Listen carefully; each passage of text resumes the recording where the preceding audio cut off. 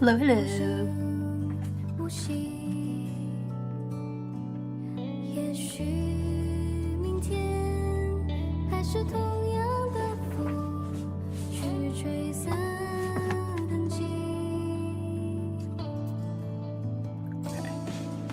That's good.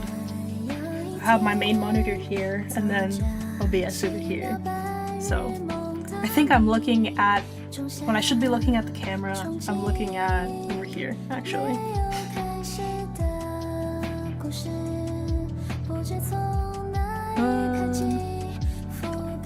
I'll keep the music on for now.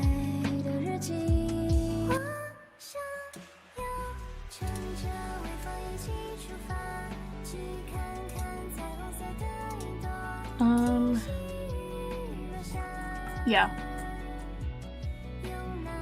So I looked at a little summary of this initially.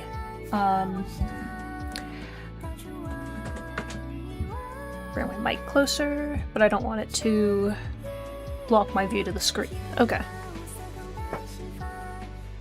That should be good. If I turn it like this, I sound better, allegedly. Okay. How is everyone? I would really like to see chat, but I think I accidentally disappeared it somehow.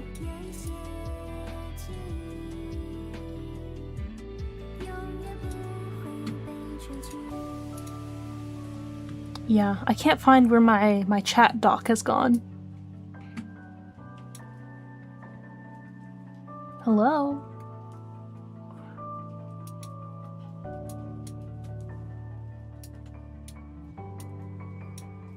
Oh god. Intense technical difficulties right now. Oh wait, I do see chat! It's in the bottom left of the screen. Hello. I want to see the username. Is that Sva? That's nice. I've never seen you on any stream before. If it is Sva. Exciting.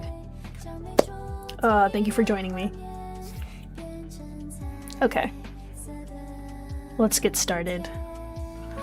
Oh yeah. People are curious why I'm doing this and like what the AI art project is.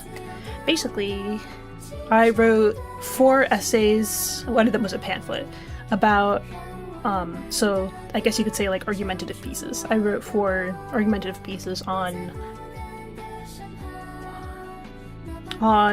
like AI art and various aspects of it. I did vote in the poll after all. Oh, okay. Good to hear. Is this what you voted for? I gotta turn this down even more. So that you guys can hear me properly. Okay.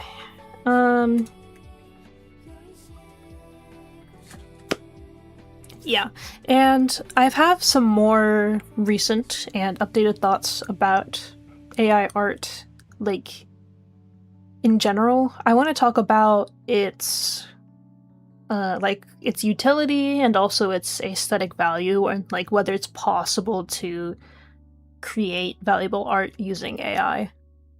And in which cases it's possible to create valuable art with AI.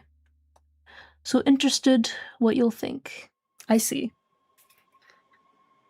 Okay. Yeah, this quote stood out to me immediately. I don't know who Madame de Duras is, but we can Google that.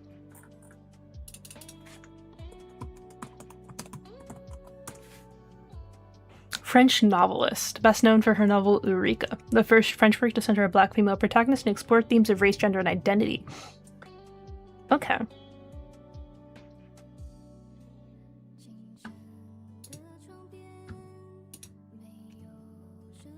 Anyway. The work of art in the age of its technological reproducibility. This is the second version. Apparently there's two versions of this essay, and the second one is the one that Benjamin really intended to be viewed by the public, so it's the more reliable one that you want to read. When Marx undertook his analysis of the capitalist mode of production, that mode was in its infancy. Marx adopted an approach which gave his investigations prognostic value. Going back to the basic conditions of capitalist production, he presented them in a way which showed what could be expected of capitalism in the future.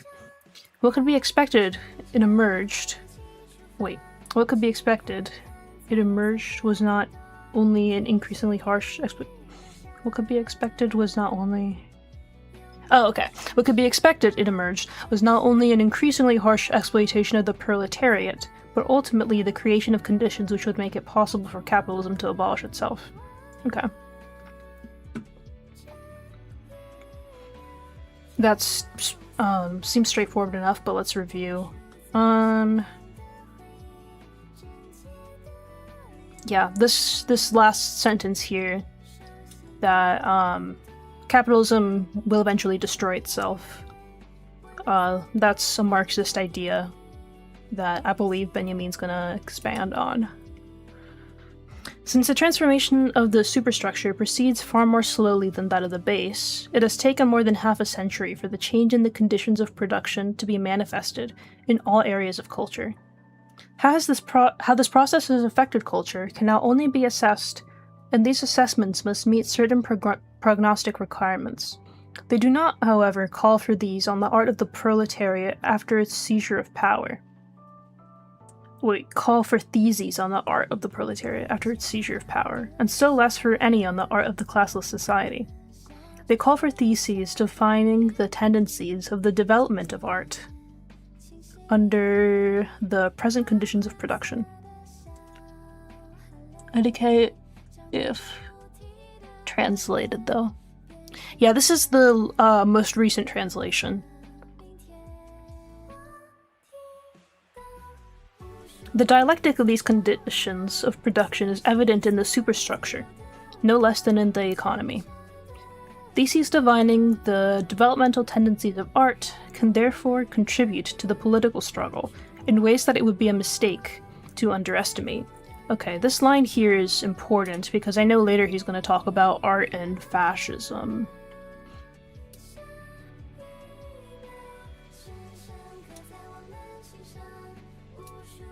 Okay. They neutralize a number of traditional concepts such as creativity and genius, eternal value and mystery. Theses about art. Okay, neutralize creativity, genius, eternal value, and mystery. which used in an uncontrolled way, and controlling them is difficult today, allow factual material to be manipulated in the interests of fascism. In what follows, the concepts which are introduced into the theory of art differ from those now current in that they are completely useless for the purposes of fascism. The concepts which are introduced into the theory of art. Okay, so his ideas are useless for the purposes of fascism. On the other hand, they are useful for the formulation of revolutionary demands in the politics of art, Kunstpolitik. I'm guessing Kunst means art. So I can confirm.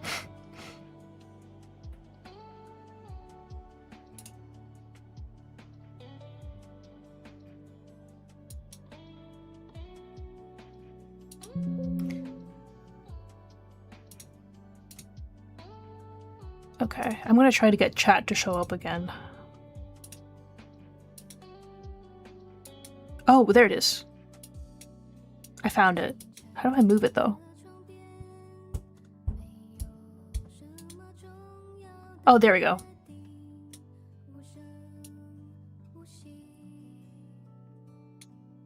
Okay. I'll move it to the screen. Oh, it's so small. Okay.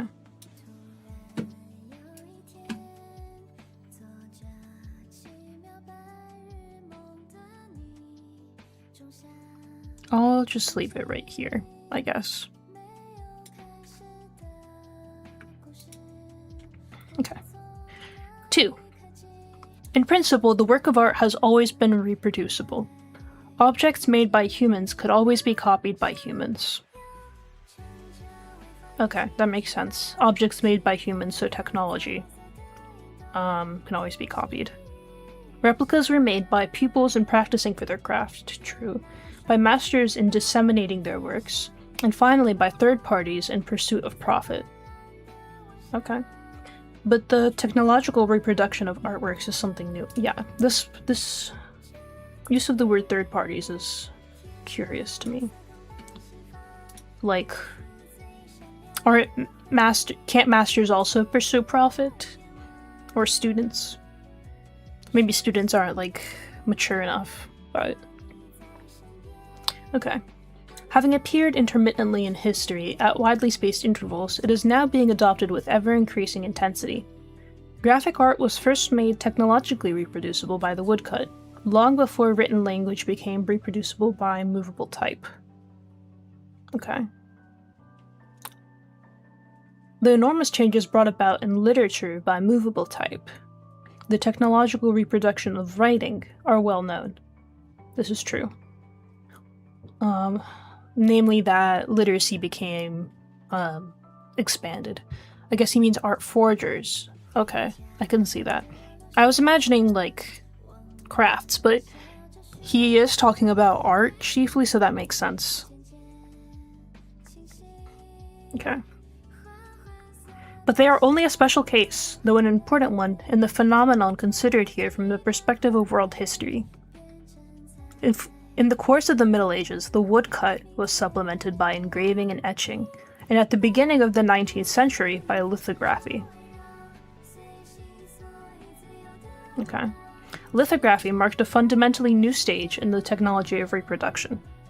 This much more distinct direct process, distinguished by the fact that the drawing is traced on a stone rather than incised on a block of wood or etched on a copper plate, first made it possible for graphic art to market its products not only in large numbers, as previously, but in daily changing variations. Okay, I'm going to highlight. First made it possible for graphic art to market its products not only in large numbers, but in daily changing variations. Yeah, that's why, like, Mucha, his lithographs are advertisements. Or, like, his artwork isn't like traditional paintings. Okay. Lithography, or lithography. I've been saying lithography, but enabled graphic art to provide an illustrated accompaniment to everyday life.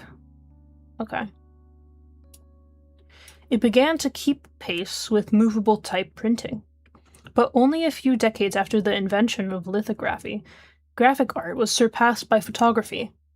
For the first time, photography freed the hand from the most important artistic tasks in the process of pictorial reproduction. Tasks that now devolved upon the eye alone.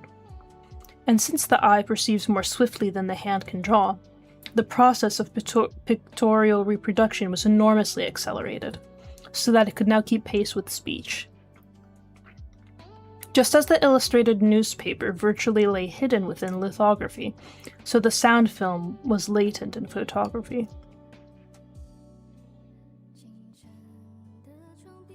Virtually lay hidden within lithography, so the sound film was latent in photography. What is sound film? Like, instead of silent films, film with sound, I'm guessing. Sound film was latent in photography. Oh, I see. The applications are latent or hidden within the artistic technique, that being lithography or photography. The technological reproduction of sound was tackled at the end of the last century. At around 1900, technological reproduction not only had reached a standard that permitted it to reproduce all known works of art, profoundly modifying their effect, but it also had captured a place of its own among the artistic processes. Engaging this standard, we would do well to study the impact which its two different manifestations, the reproduction of artworks and the art of film, are having on art in its traditional form. Oh, I haven't been reading the notes. Let me see how many I've missed so far. I think just 1 and 2. Yeah. Let me read the footnotes, and then we'll get back. Okay. Yeah, notes. This version of the essay is the second version, and it's a revision of the first version, which was composed in Paris in the autumn of 1935. The second version represents the form in which Benjamin originally wished to see the work published. It served, in fact, as the basis for the first publication of the essay, a somewhat shortened form translated into French in the Zeitschrift für Sozialforschung in May 1936. The third version of the essay can be found in Benjamin Selected Writings, Volume 4, 1938-1940, Cambridge, Massachusetts, Harvard University Press, 2003. Page 251 to 283. Oh, there's a third version. Okay. Alright, so Madame Claire de Duras is the author of 2 novels, Eureka and Edouard. She presided over a brilliant salon in Paris. Benjamin cites Madame de Duras in the original French. I see. Karl Marx analyzed the capitalist mode of production in Das Kapital, 3 volumes, 67, 85, and 95, which was carried to completion by his collaborator Friedrich Engels. Okay.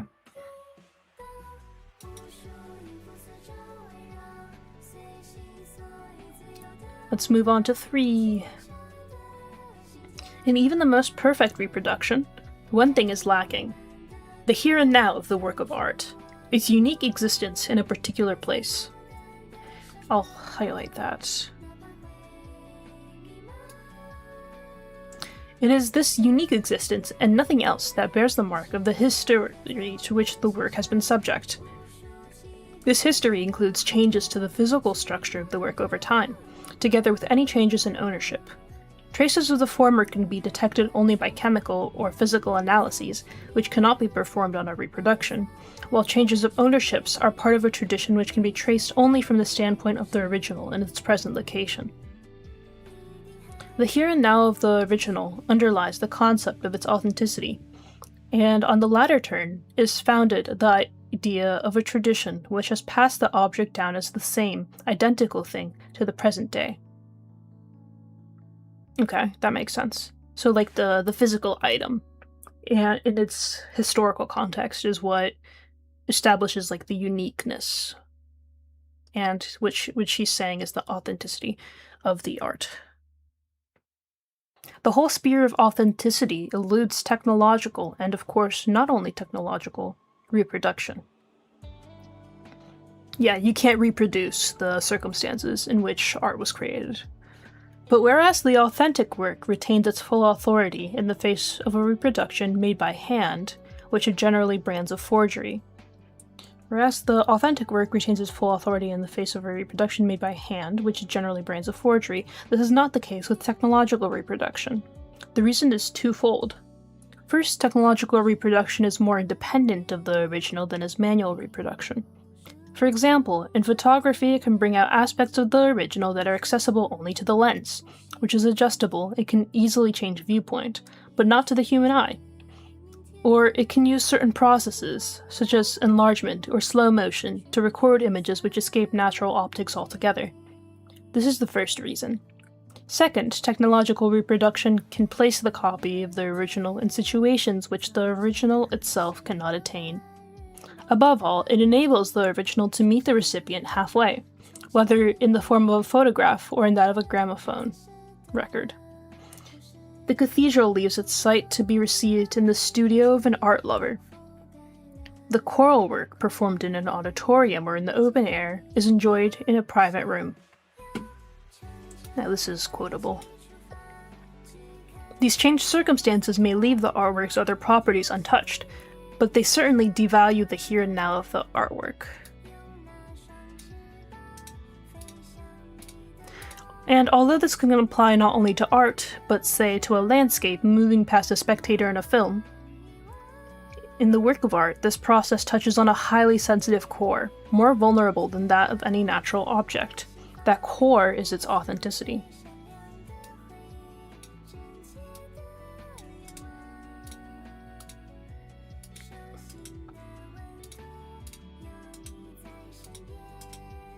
I'll highlight this in green. I'm guessing this relates to its aura, which is a term we'll get into later. The authenticity of a thing is the quintessence of all that is transmissible in it from its origin on, ranging from its physical duration to the historical testimony relating to it. Since the historical testimony is founded on the physical duration, the former too is jeopardized by reproduction, in which the physical duration plays no part. And what is really jeopardized when the historical testimony is affected is the authority of the object, the weight it derives from tradition. One might focus aspects of the artwork in the concept of the aura, and go on to say, what withers in the aura of the technological reproducibility of the work of art is the latter's aura. Okay. What withers in the aura in the age of the technological reproducibility of the work is the latter's aura. Okay.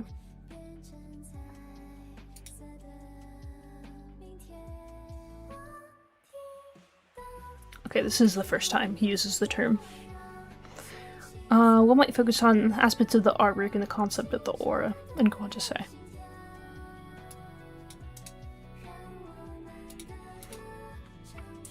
This process is symptomatic. Its significance extends far beyond the realm of art. It might be stated as a general formula that the technology of reproduction detaches the reproduced object from the sphere of tradition.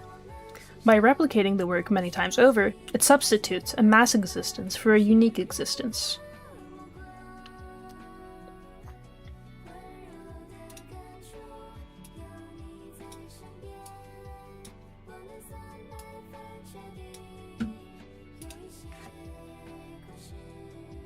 Oh, okay.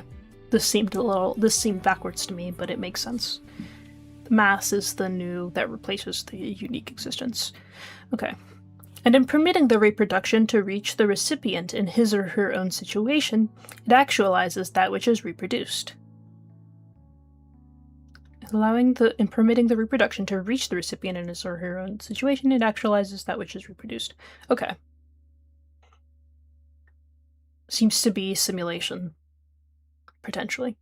These two processes lead to a massive upheaval in the domain of objects handed down from the past. A shattering of tradition, which is the reverse side of the present crisis and renewal of humanity.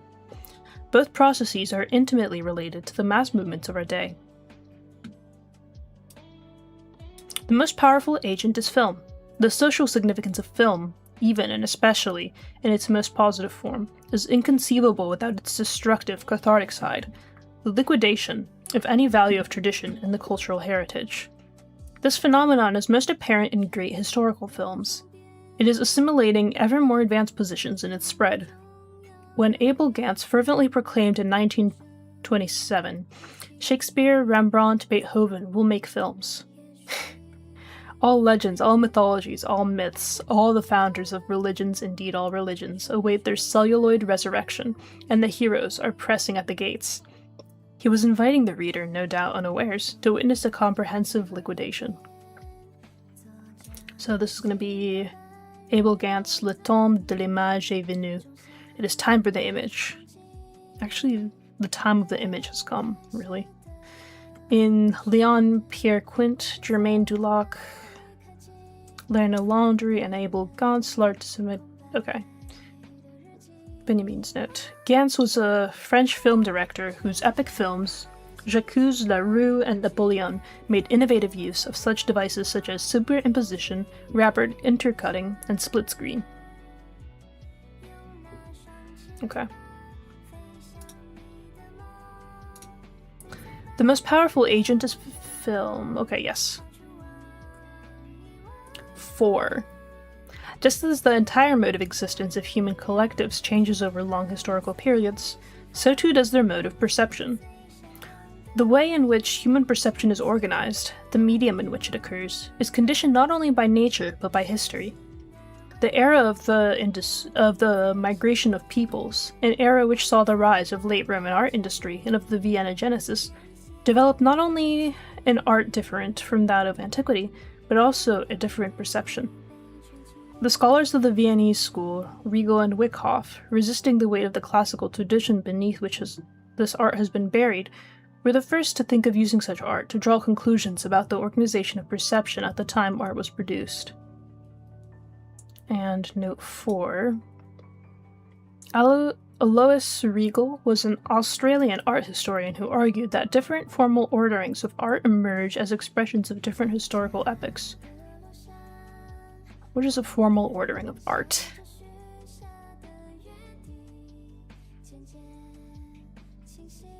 He's the author of Stilfragen, or Questions of Style Towards a History of Ornament.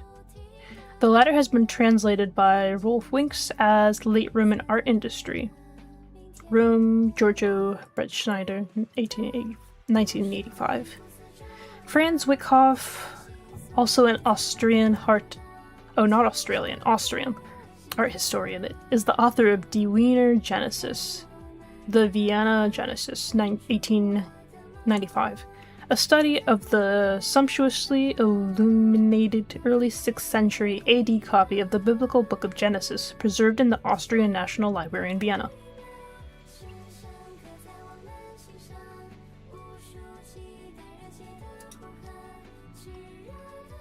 However far-reaching their insight, it was limited by the fact that these scholars were content to highlight the formal signature which characterized reception in late Roman times. They did not attempt to show the social upheavals manifested in these changes in perception, and perhaps could not have hoped to do so at that time.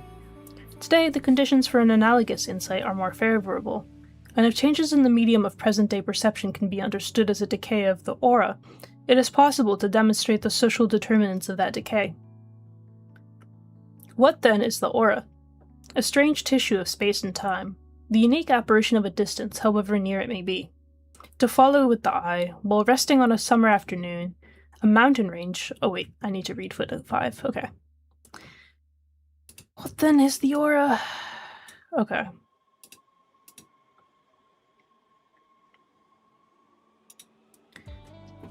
Einmalige Erscheinung einer Fern, Sona Sie sein mag. At stake in Benjamin's formulation is an interweaving not just of time and space, Einmalige Erscheinung, literally one-time appearance, but of far and near, ein fern, suggesting both a distance in space and time, and something remote, however near it. The distant or distinct thing that appears, maybe.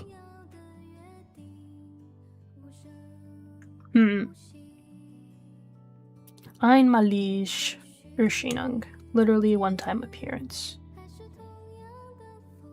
It's an interweaving of time and space, Not just of time and space, but of far and near. I see.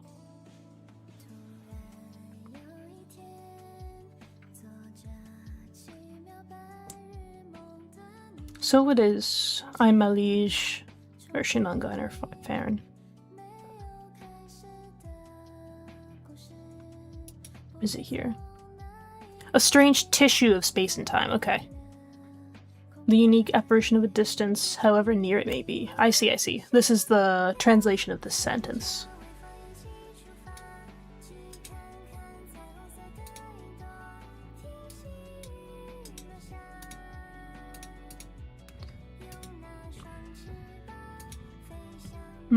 A strange tissue of space and time, the unique apparition of a distance, however near it may be. Interesting.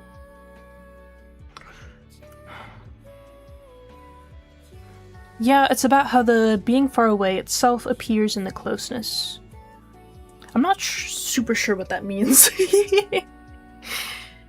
The aura, so the aura is how the being far away. So the fact that the artwork itself is far away appears in the closeness. Is it because you had to make a journey to see the art? That when you look at the end of your journey, you see like the full journey towards getting the art?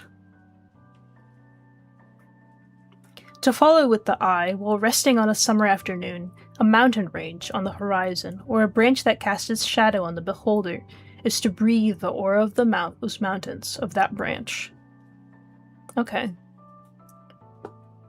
So, a mountain range is far away, and a branch that casts its shadow on the beholder is probably close. It has to be close enough to cast the shadow. Oh, no, it's because in the artifact its history is apparent. Oh, I see. That makes more sense. Thank you.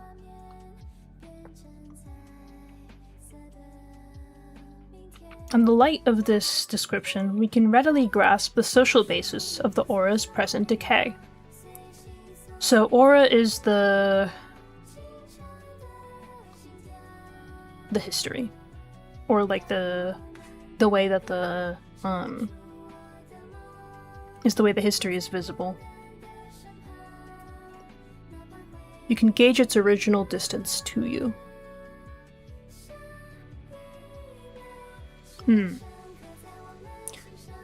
So like through the amount that the shadow is like fuzzy, you can tell its distance, for example.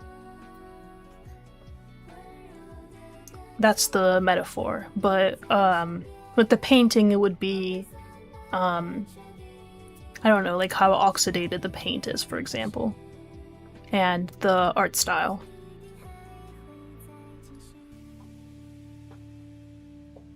The distance is or is the materiality, the uniqueness of it.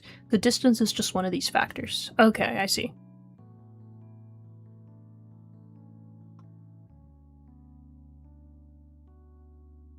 In the light of this description, we can readily grasp the social basis of the aura's present decay. It rests on two circumstances, both linked to the increasing emergence of the masses and the growing intensity of their movements. In the light of this, it rests on two circumstances, both linked to the increasing emergence of the masses and the growing intensity of their movements. So increasing emergence of the masses is like,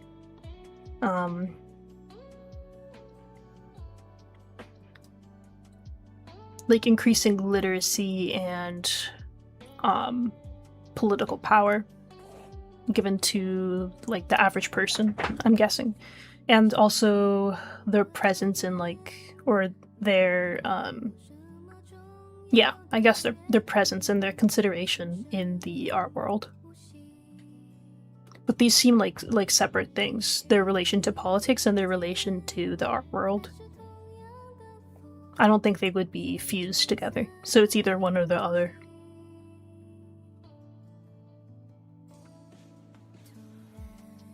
Namely, the desire of the present-day masses to get closer to things, and their equally passionate concern for overcoming each thing's uniqueness.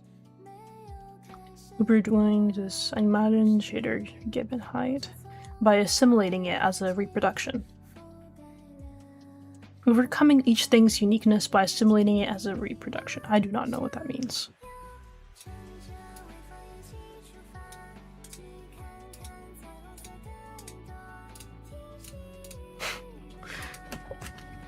Every day, the urge grows stronger to get a hold of an object at close range in an image, or better in a facsimile, a reproduction. And the reproduction, as offered by illustrated magazines and newsreels, differs unmistakably from the image. Okay. Narbringen equals to bring closer also means to sell or popularize something. Okay. I'm gonna check that. Where does that appear?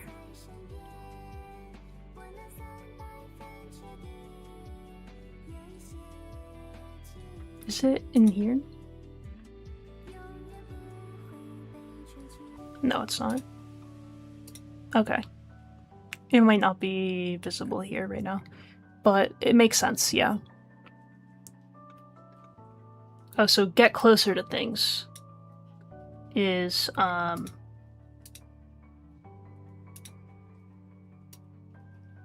is the thing, yeah.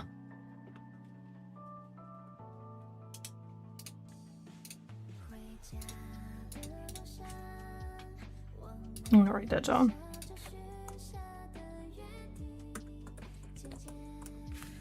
Narbringen.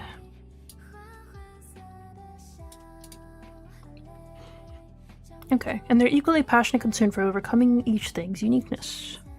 Every day the urge grows stronger to get a hold of an object at close range in an image, or better in a facsimile, a reproduction. And the reproduction, as offered by illustrated magazines and newsreels, differs unmistakably from the image. That makes sense. To bring closer to oneself would be a better translation. Okay, I see. To bring closer to oneself. The present-day masses to bring closer to oneself. Okay, to things. So Narnbringer... Oh, okay, yeah, the masses would not be trying to sell things. They have things sold to them already, or popularized to them. Yeah, if they're supposed to be the active tense here, it would be bring closer to oneself. Okay. I wish there was a good way of conveying these double meanings in translation. Like, maybe with a slash, like, get closer slash enjoy, or like have popularized. Okay. Uniqueness and permanence are as closely entwined in the latter as are transitoriness and repeatability in the former. The stripping of the veil from the object, the destruction of the aura, is the signature of a perception whose sense for all that is the same in the world, has so increased that by means of reproduction, it extracts sameness even from what is unique. I have to reread that sentence. Okay.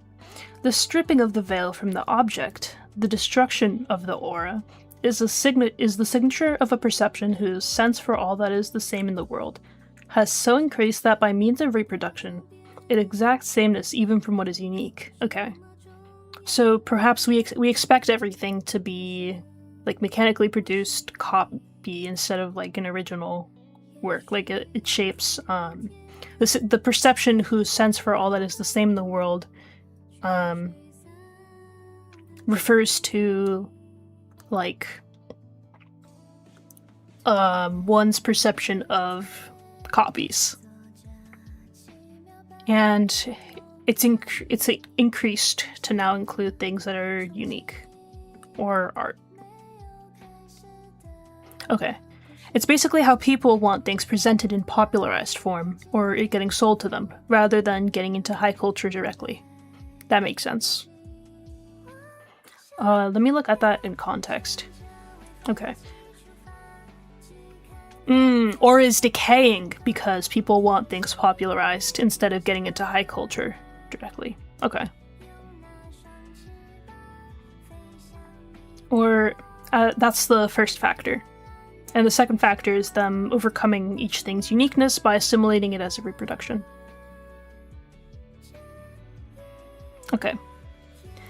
Yeah, I'm glad you explained Narbringen.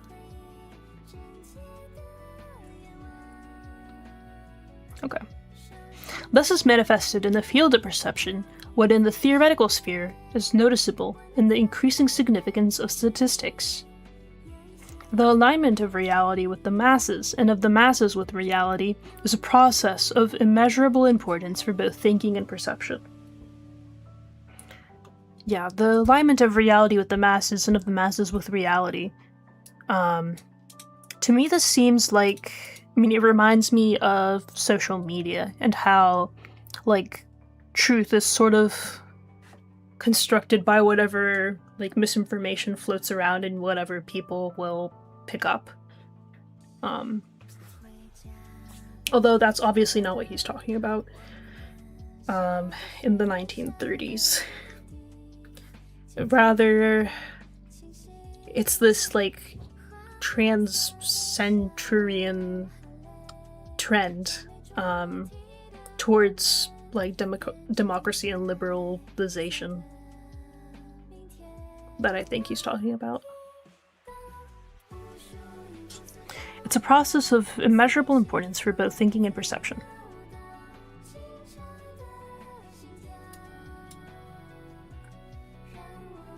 Five, the uniqueness of the work of art is identical to its embeddedness in the context of tradition. The uniqueness of the work of art is identical to its embeddedness in the context of tradition. Okay, interesting. Of course, this tradition itself is thoroughly alive and extremely changeable.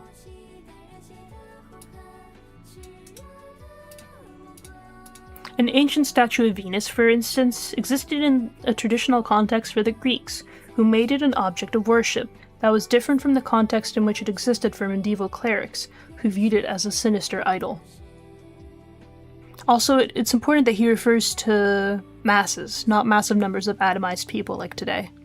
Like, the background of this is psychology of the masses, not today's individual manipulation. Okay. Yeah, that's good to note. I'm not super familiar with, like, psychology of masses or discussing a mass as something separate from an individual. Except in psychology, we might talk about the way that individuals function within a group, but that's different from the psychology of the mass itself, like the hive mind. Or, yeah, literally the mass itself can have its own will rather than like a combination of wills.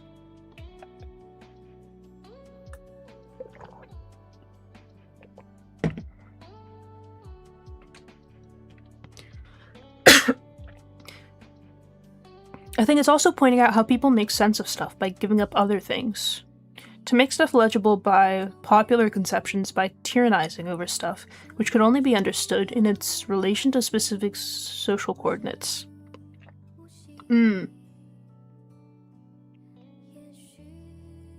People make sense of stuff, like people make sense of art. Psychology of the Masses was also a book title for both Le Bon and Freud. Okay. Freud was way too prolific. I have, like, 7 Freud books, and even if I get through them all, that won't even be, like, a third of his corpus. Le Bon was popular among fascists, okay. That's interesting. I don't know any Le Bon.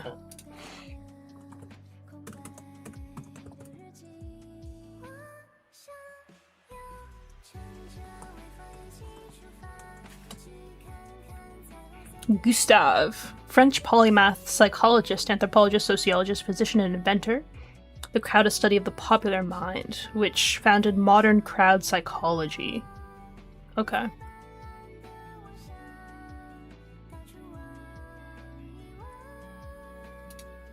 I want to look at this Wikipedia real quick. The exact title for Freud is Mass Psychology and Eye Analysis, I'm guessing? I can't tell if that's an I or an L.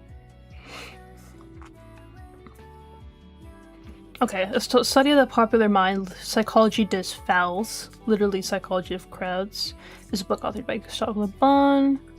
He claims there are several characteristics of crowd psychology: impulsiveness, irritability, incapacity to reason, the absence of judgment of the critical spirit, the exaggeration of sentiments, and others. Okay, I can see the fascism. Le Bon claimed that an individual immersed for some length of time in a crowd soon finds himself, either in consequence of magnetic influence given out by the crowd or from some other cause of which we are ignorant, in a special state, which much resembles the cause of fascination in which the hypnotized individual finds himself in the hands of the hypnotizer. Influenced by Scipio Segal's The Criminal Crowd, the book had an impact in its turn on Freud's group psychology and the analysis of the ego. Okay, and Adolf Hitler's Mein Kampf. Ooh, how did it influence Mein Kampf? Okay. First, it talks about mind of crowds, general characteristics, sentiments, morality, ideas, reasoning power, imagination, religious shape, the opinions and beliefs of crowds, remote factors of the opinions and beliefs of crowds, immediate factors of the opinions, leaders of the crowds and their means of persuasion, limitations of the variability of the beliefs and opinions of crowds, the classification and description of the different kinds of crowds. Classification: crowds termed criminal crowds, criminal juries, electoral crowds, parliamentary assemblies. Okay. I feel like there should be more crowd. Okay. Ego analysis. But in German, the two book titles are basically the same. Hitler believed he could hypnotize people, basically. That's crazy. I thought Mein Kampf was very complainy. But also... yeah, I mean... He says his stuff and everybody cheers.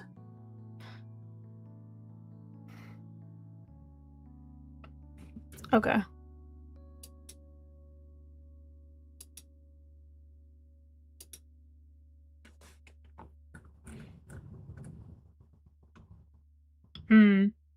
Yeah, so the crowd would be incapable of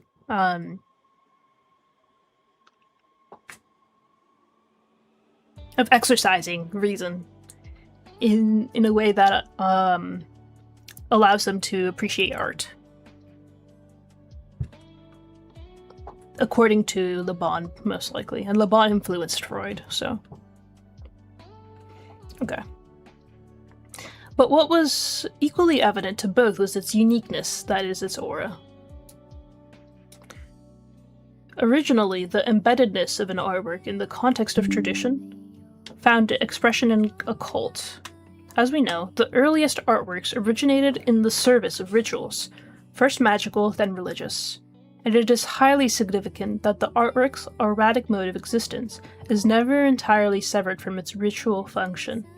In other words, the unique value of the authentic work of art always has been its basis in ritual.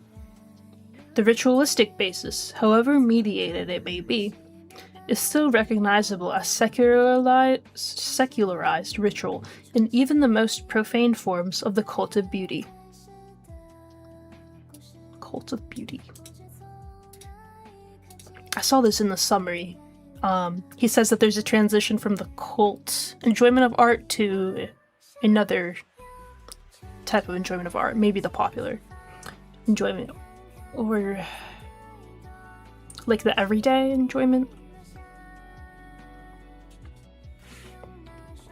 Okay. A secularized ritual in even the most profane forms. Okay, the secular worship of beauty, which developed during the Renaissance and prevailed for 3 centuries, clearly displayed that ritualistic basis in its subsequent decline and in the first severe crisis which befell it. For one, with the advent of the first truly revolutionary means of reproduction, namely photography, which emerged at the same time as socialism, art felt the approach of that crisis, which a century later has become unmistakable. It reacted with the doctrine of l'art pour l'art, that is, with the theology of art. So, okay.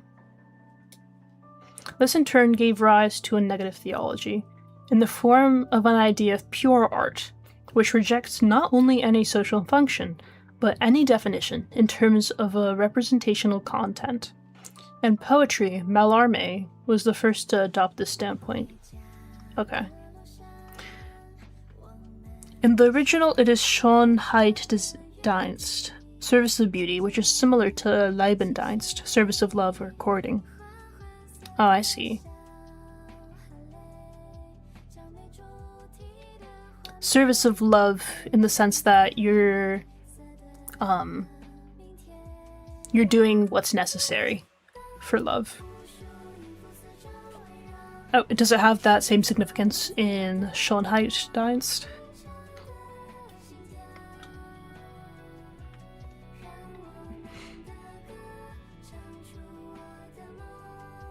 Okay, I'm gonna reread this little section just because I think I got it mostly, but I want to make sure. Okay, originally, the embeddedness of an artwork in the context of tradition found expression in a cult. As we know, the earliest artworks originated in the service of rituals, first magical, then religious. And it is highly significant that the artwork's auratic mode of existence is never entirely severed from its ritual function. In other words, the unique value of the authentic work of art has its basis in ritual. This ritualistic basis, however mediated it may be, is still recognizable as secularized ritual in even the most profane forms of the cult of beauty. The secular worship of beauty, which developed during the Renaissance and prevailed for 3 centuries, clearly displayed that ritualistic basis in its subsequent decline, and in the first severe crisis which befell it. For one, with the advent of the first truly revolutionary means of reproduction, namely photography, which emerged at the same time as socialism, art felt the approach of that crisis, which a century later has become unmistakable. It reacted with the doctrine of l'art pour l'art, that is, with the theology of art. This in turn gave rise to a negative theology in the form of an idea of pure art, which rejects not only any social function, but any definition in terms of representational content.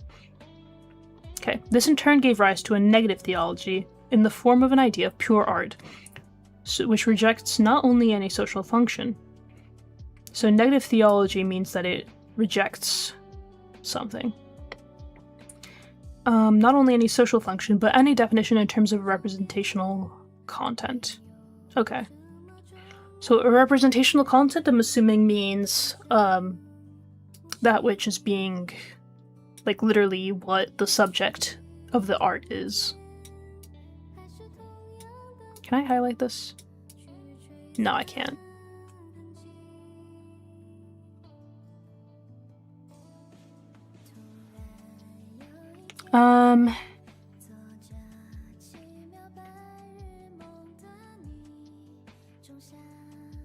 The idea here that you are doing something for beauty, the sacredness of the artwork you want to do a service for. Negative theology references Cusanus. Let me look that up.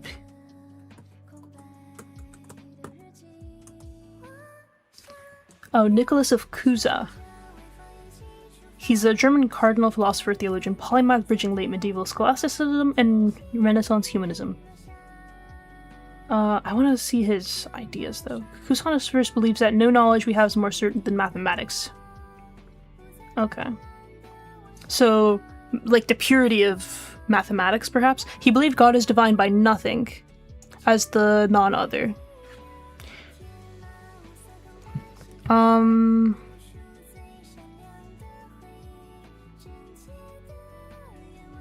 What do you mean, do I debate abortion? I'm doing a thing. I have to finish my reading. Regardless. I'm down to have a conversation about it, though, I guess. After I finish reading The Mechanical Age of Reproduction.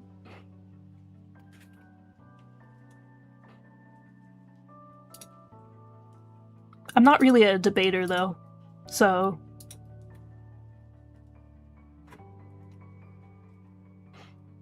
I don't know how I'll do. Sunday says I'd do good, which I'm not certain about. I think he's just nice to me. In poetry, Mallarmé was the first to adopt this standpoint. Okay. I want to check the footnotes. Okay. Applying Kant's idea of pure and disinterested existence. Oh! I know that one! That's what I read 10 days ago. Applying Kant's idea of the pure and disinterested existence of the work of art, the French philosopher Victor Cousin made use of the phrase l'art pour l'art, art for art's sake, in his 1818 lecture Du vrai, du beau, et du bien, on the true, the beautiful, and the good. Okay. The idea was later given currency by writers such as Théophile Gautier, Edgar Allan Poe, and Charles Baudelaire. Interesting. I'm gonna highlight this so I can maybe get back to this lecture. Okay, I get it if you're doing a thing. Do you debate Thomism? What is that? It's the philosophical and theological school which arose as a legacy of Aquinas. Okay. Yeah, I don't know anything about religion, really. I've read the Gospels, and I've studied, like, some Chinese religious history in my pre-modern East Asian history class. So I know, like, the development of, like, Buddhism, Taoism, how it came out of India, and, like, its historical trajectory. Like, eastward trajectory through traders and sutras, and how, like, translation, like, communication between these different languages was affected by that. But anyway, I'm not super invested in religion. I was born to two atheists, because they came from the Soviet Union, where religion was banned. Not super, like, strictly enforced banned, but publicly discouraged and, like, legally not like legally sanctioned. So, yeah. But have I studied the way of the blade? Yeah. Yeah, I can go like...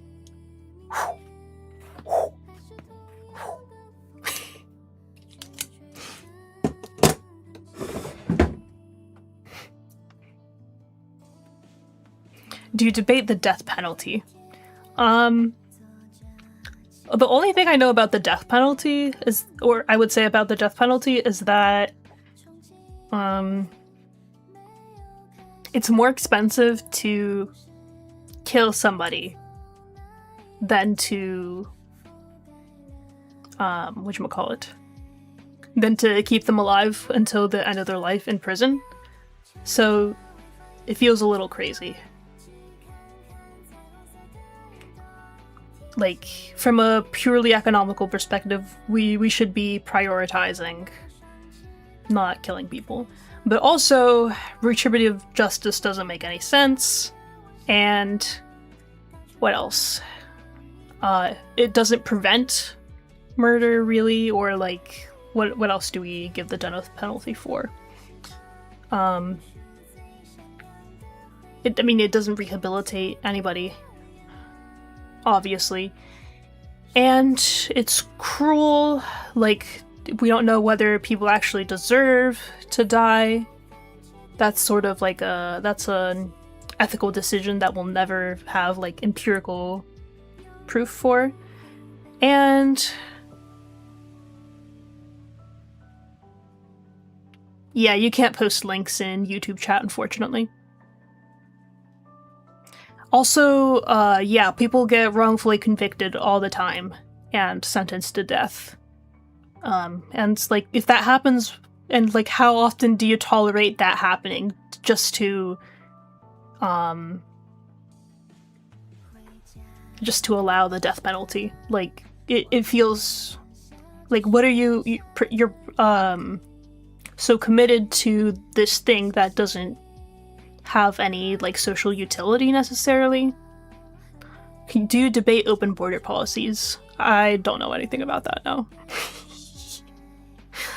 These are good debate topics, though, I guess. We'll get people into things. Akin to arguments with abortion, it's about bodily autonomy. I don't think death penalty and abortion are that related, actually. Hot take, killing people is bad. Yeah, August, but I like abortion.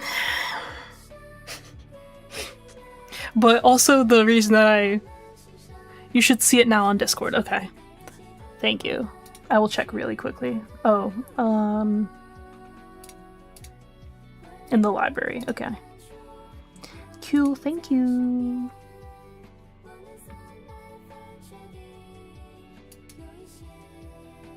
I saw it, thank you. Okay. That's 7. Wait, did I highlight the thing? Oh. Du vrai du beau et du bien. Victor Cousin. There we go. That's what I wanted to highlight.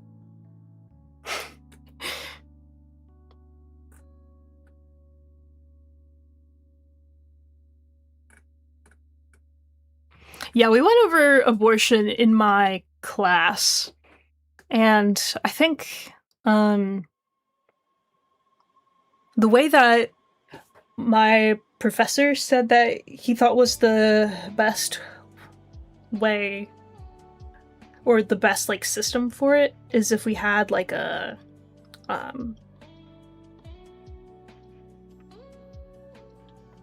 gradualistic sort of like gradient for accepting abortion. So initially, like, it should be totally acceptable because like a fertilized egg is clearly not a person, and like gametes are clearly not people.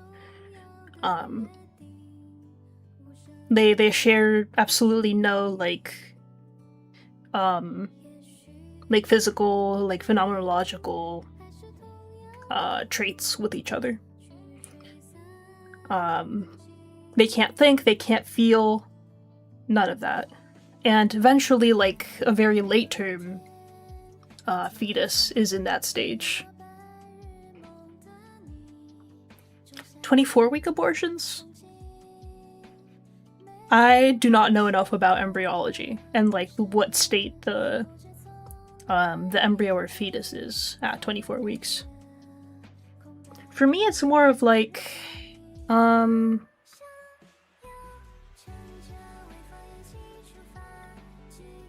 yeah, it's like how much sentiment and experience the fetus is capable of.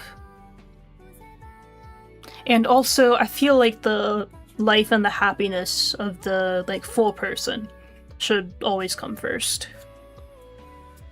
So, there are situations in which like infanticide makes sense. Like, I don't necessarily think that it's good, but 24 weeks is conscious. I don't know about that, because that sounds like... Wait, how many months is 24 weeks? It's like 7 months? Okay. Yeah. In those cases, it might be like, depends on what's medically advisable.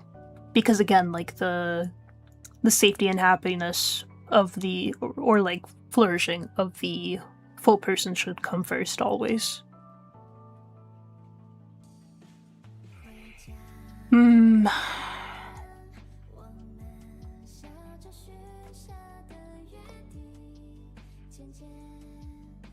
Oh, I see what you were saying, Kaizen. Major argument is not cost, but rather how much you can reliably trust the given system for due process. Yeah. Like, the justice system's never 100% accurate. Okay. No!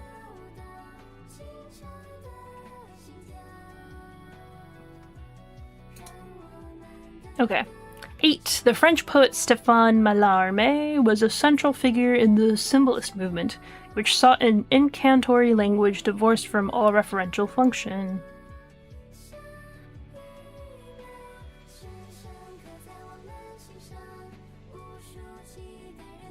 incantory language divorced from all referential function.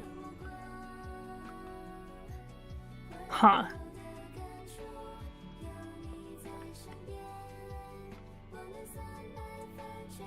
This is alien to me. Okay. Oh, is this the same guy that... Okay. Yeah, this is the same person that, he's the first to adopt the standpoint of pure art, or l'art pour l'art. Okay. No investigation of the work of art in the age of its technological reproducibility can overlook these connections. They lead to a crucial insight. For the first time in world history, technological reproducibility emancipates the work of art from its parasitic subservience to ritual. To an ever-increasing degree, the work reproduced becomes the reproduction of a work designed for reproducibility. From a photographic plate, for example, one can make any number of prints. To ask for the authentic print makes no sense. But as soon as the criterion of authenticity ceases to be applied to the artistic production, the whole social function of art is revolutionized. Instead of being founded on ritual, it is based on a different practice, politics. Yeah, exactly. Define individual, define. We also uploaded the Kusanos text we referenced to the library. Thank you. I'm not sure if I will read it, because this is getting pretty far away from my purposes, but thank you.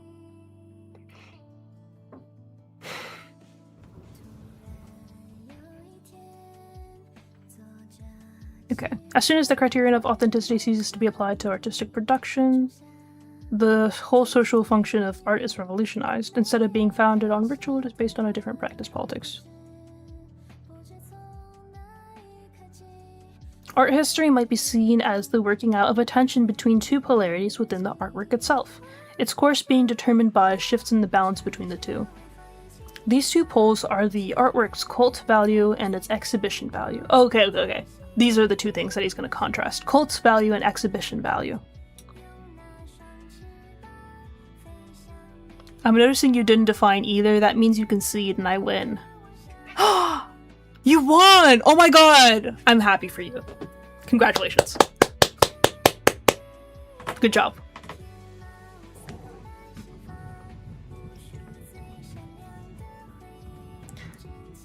Art history might be seen as the working out of a tension between two polarities within the artwork itself, its course being determined by shifts in the balance between the two. These two poles are the artwork's cult value and its exhibition value. Okay, two polarities. Artistic production begins with figures in the service of magic. What is important for these figures is that they are present, not that they're seen. Okay. The elk depicted by a Stone Age man on the walls of his cave is an instrument of magic and is exhibited to others only coincidentally. What matters is that the spirits see it. Okay. So, not particularly anybody. Or not anyone in particular. Cult value as such even tends to keep the artwork out of sight. Certain statues of gods are accessible only to the priest in the cella. Certain images of the Madonna remain covered nearly all year round. Certain sculptures on medieval cathedrals are not visible to the viewer at ground level. With the emancipation of specific artistic practices from the service of ritual, the opportunities for exhibiting their products increase. It is easier to exhibit a portrait bust that can be sent here and there than to exhibit the statue of a divinity that has a fixed place in the interior of a temple. A panel painting can be exhibited more easily than the mosaic or fresco which preceded it. And although a mass may have been no less suited to public presentation than a symphony came into being at a time when the possibility of such presentation promised to be greater. Okay, the symphony came into being at a time when the possibility of such presentation promised to be greater.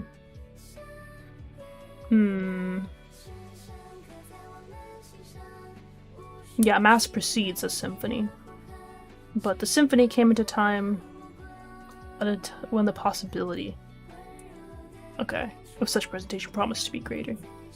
So, more like reward for producing something that the masses can engage with. The scope for exhibiting the work of art has increased so enormously with the various methods of technologically reproducing it that, as happened in prehistoric times, a quantitative shift between the two poles of the artwork has led to a qualitative transformation in its nature. Just as the work of art in prehistoric times, through the exclusive emphasis placed on its cult value, became first and foremost an instrument of magic, which only later came to be recognized as a work of art, so today, through the exclusive emphasis placed on its exhibition value, the work of art becomes a construct with quite new functions. Among these, the ones we are conscious of, the artistic function, may subsequently be seen as incidental. This much is certain. Today, film is the most serviceable vehicle of this new understanding. Okay, that's important. Film is the most serviceable vehicle of this new understanding. Can I highlight this? Yes. Certain as well is the fact that the historical moment of this change in the function of art, a change which is most fully evident in the case of film, allows a direct comparison with the primeval era of art, not only from a methodological but also from a material point of view. Also, you still have a footnote left, I think, and I am confused because my edition has a long text there, so we'll see if that is even translated. Oh. Yeah, we're likely reading different translations, because the one I have is very specific. But it's the one that Shershaw recommended that I read.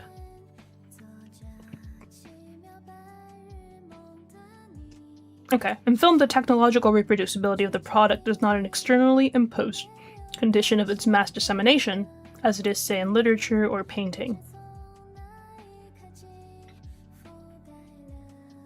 Okay, the technological reproducibility of films is based directly on the technology of their production. This not only makes possible the mass dissemination of films in the most direct way, but actually enforces it. Oh, in the original, there's a long text. Long text where? It does so because the process of producing a film... I have the WBG edition of the German text, and it has a long footnote by itself. Oh, I see. Yeah, all of my footnotes are on a separate page.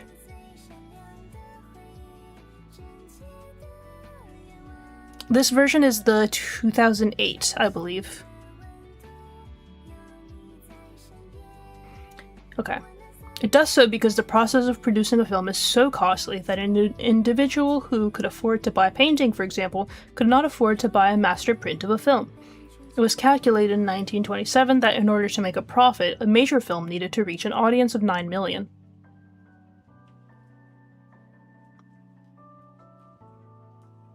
Of course, the advent of the sound film in that year initially caused a movement in the opposite direction. Its audience was restricted by language boundaries. And that coincided with the emphasis placed on national interests by fascism. But it is less important to note this setback, which in any case was mitigated by dubbing, than to observe its connection with fascism.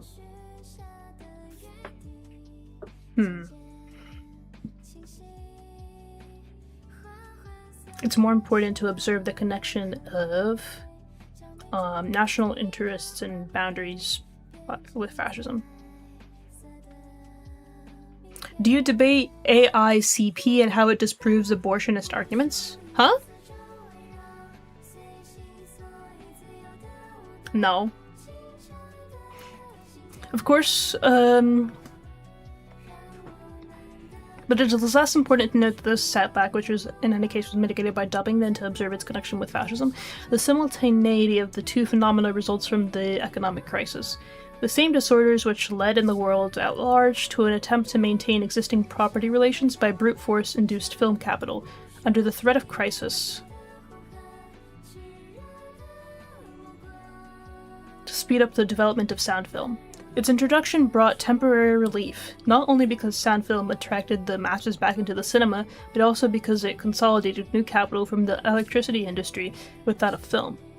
Thus considered from the outside, sound film promoted national interests, but seen from the inside, it helped internationalize film production even more than before. Benjamin's note: by the economic crisis, Benjamin refers to the devastating consequences in the United States and Europe of the stock market crash of October 1929. Of course. Translator's note.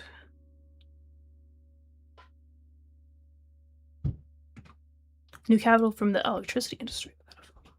Sand film promoted natural interests.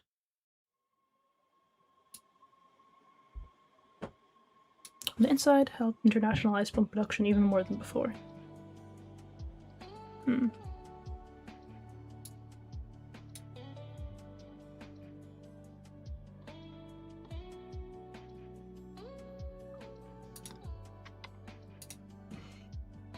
Okay, prehistoric art made use of certain fixed notations in the service of magical practice.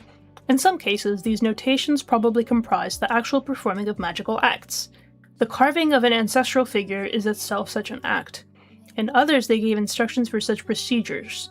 The ancestral figure demonstrates a ritual posture, and in still others, they provided objects for magical contemplation. Contemplation of an ancestral figure strengthens the occult powers of the beholder. The subjects for these notations were humans and their environment, which were depicted according to the requirements of a society whose technology existed only in fusion with ritual. Compared to that of the machine age, of course, this technology was underdeveloped. But from a dialectical standpoint, the disparity is unimportant. What matters is the way the orientation and the aims of that technology differ from those of ours. Okay. Whereas the former made the maximum possible use of human beings, the latter reduces their use to the minimum. The achievements of the first technology... Okay, I'm going to highlight this in red, because this is particularly relevant to AI art. Yeah, notes are... Oh, shoot. Notes 9 and 10 are from the original, not the translator, and you skipped note 10 that is also in this passage. Oops. Thank you for letting me know. The polarity cannot come into its own by the aesthetics of idealism. Okay. I'm gonna review what the polarity is. Okay. The artwork's cult value and exhibition value. Okay.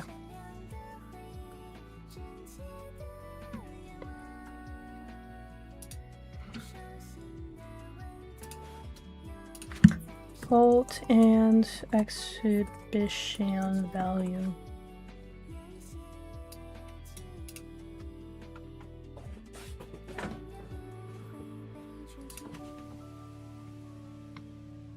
It cannot come into its own in the aesthetics of idealism, which conceives of beauty as something fundamentally undivided, and thus excludes anything polarized. Nonetheless, in Hegel, this polarity announces itself as clearly as possible within the limits of idealism. Okay. We quote from his lectures on the philosophy of history. Images were known of old. In those early days, piety required them for worship, but it could do without beautiful images. Such images might even be disturbing. In every beautiful image, there is also something external. Although, insofar as the image is beautiful, its spirit still speaks to the human being. But religious worship, being no more than a spiritless torpor of the soul, is directed at a thing.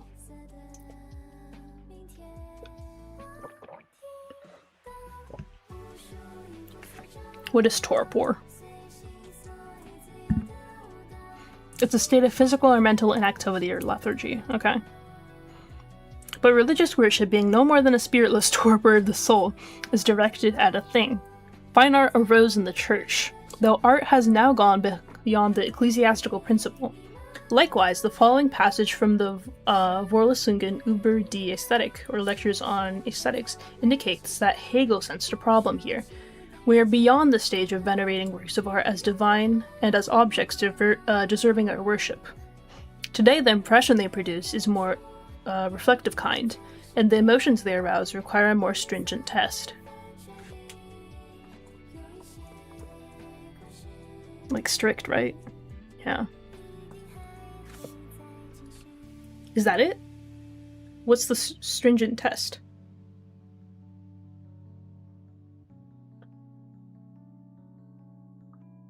Okay. Benjamin's note, the German idealist philosopher Georg Wilhelm Friedrich Hegel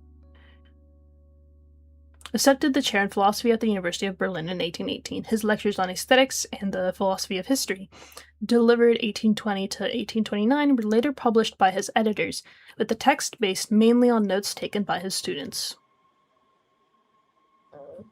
Wow. Okay. What matters is the way the orientation and aims of that technology, so cave painting, differs from ours. Whereas the former made the maximum possible use of human beings, the latter reduces their use to the minimum.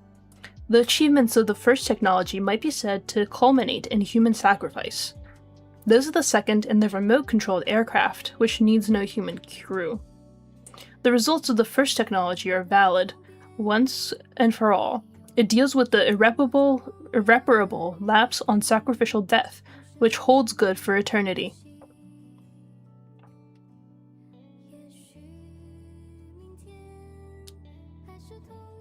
The results of the second are wholly provisional. It operates by means of experiments and endlessly varied test procedures. The origin of the second technology lies at the point where, by an unconscious ruse, human beings first began to distance themselves from nature. It lies, in other words, in play. Okay, the original is Bedarf ein's Horrorprüfstein and requires a higher point of comparison testing, literally stand of testing, a rather unclear term stemming from Kant. I get that, but I'm confused. What are we testing for?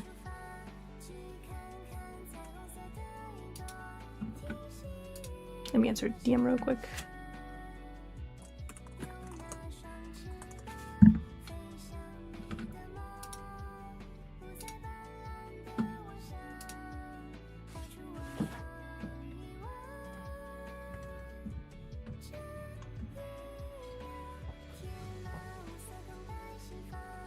Seriousness and play, rigor and license are mingled in every work of art, though in very different— okay, actually.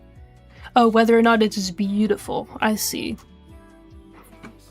Let me check the footnote one more time.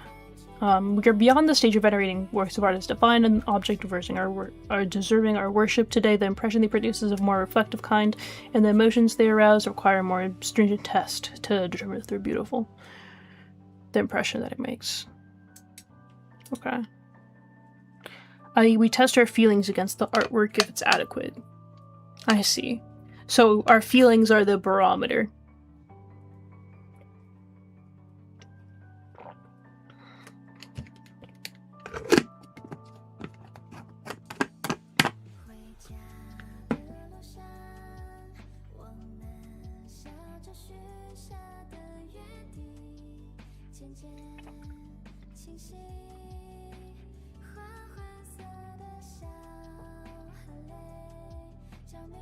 Okay. We haven't gotten to 11 yet, I think. Seriousness and play, rigor and license. The artwork is the barometer if our feeling is right. Oh. How does that work? Like... if our feeling is right. Like, if our emotions are moral, perhaps? Okay. Seriousness and play, rigor and license are mingled in every work of art, though in very different proportions.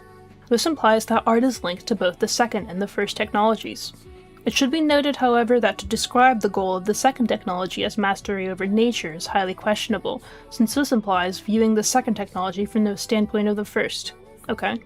The first technology really sought to master nature, whereas the second aims rather at an interplay between nature and humanity.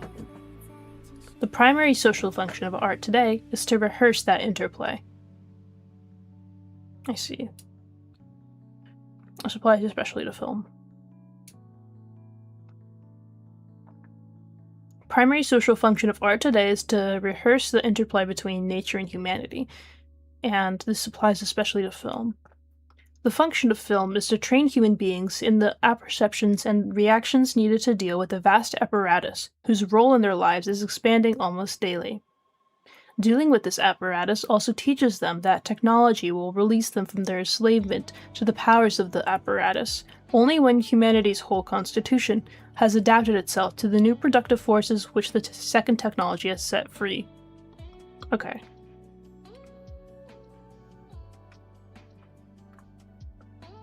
The vast apparatus is new technology, including, like, television, I think.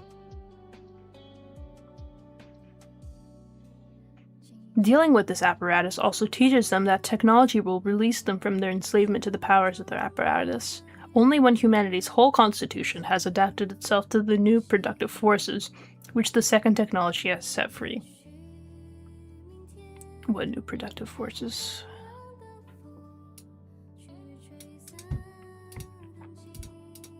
The second technology has set free...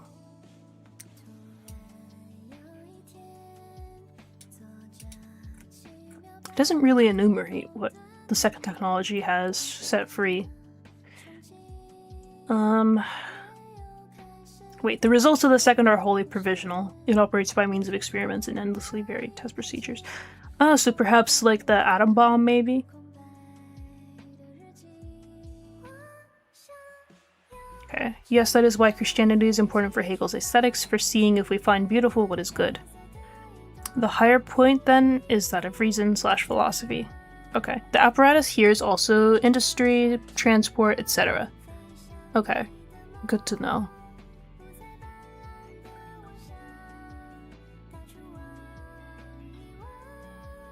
I'm thinking of consumerism when you bring up industry, even though that's not the only thing, of course. And probably not even really get the case, because it's that consumerism becomes more of a thing like post World War II. Okay.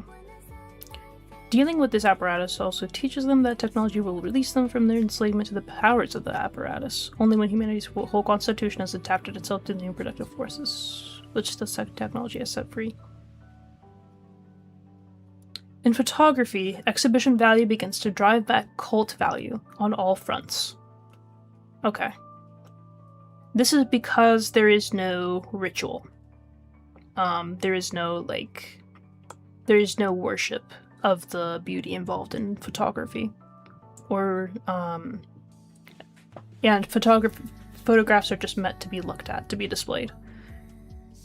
But cult value does not give way without resistance. It falls back to a last entrenchment, the human countenance.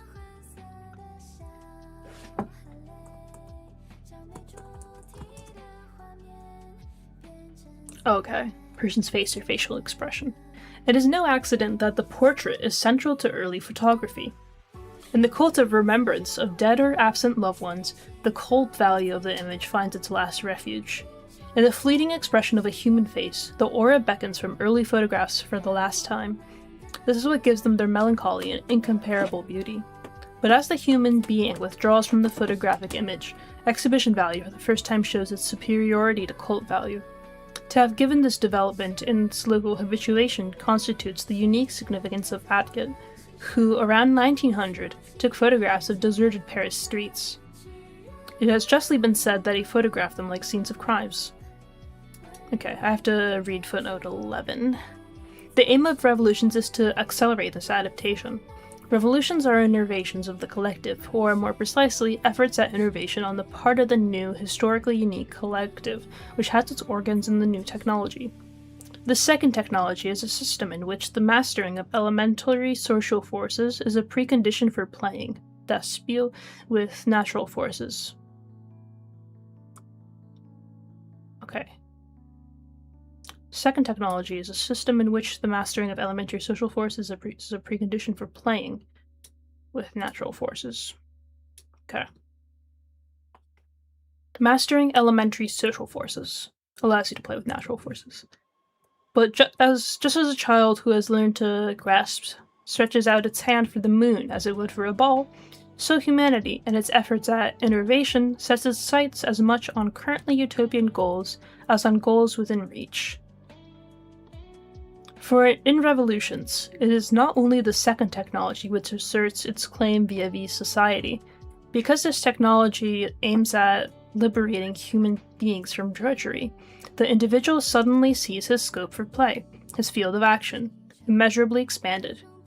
He does not yet know his way around this space, but already he registers his demands on it. For the more the collective makes the second technology on its own, more keenly individuals belonging to the collective feel how little they have received of what was due them under the dominion of the first technology. The more the collective makes the second technology its own, the more keenly individuals belonging to the collective feel how little they have received of what was due to them under the dominion of the first technology. What was due them under the dominion of the first technology? What was due them?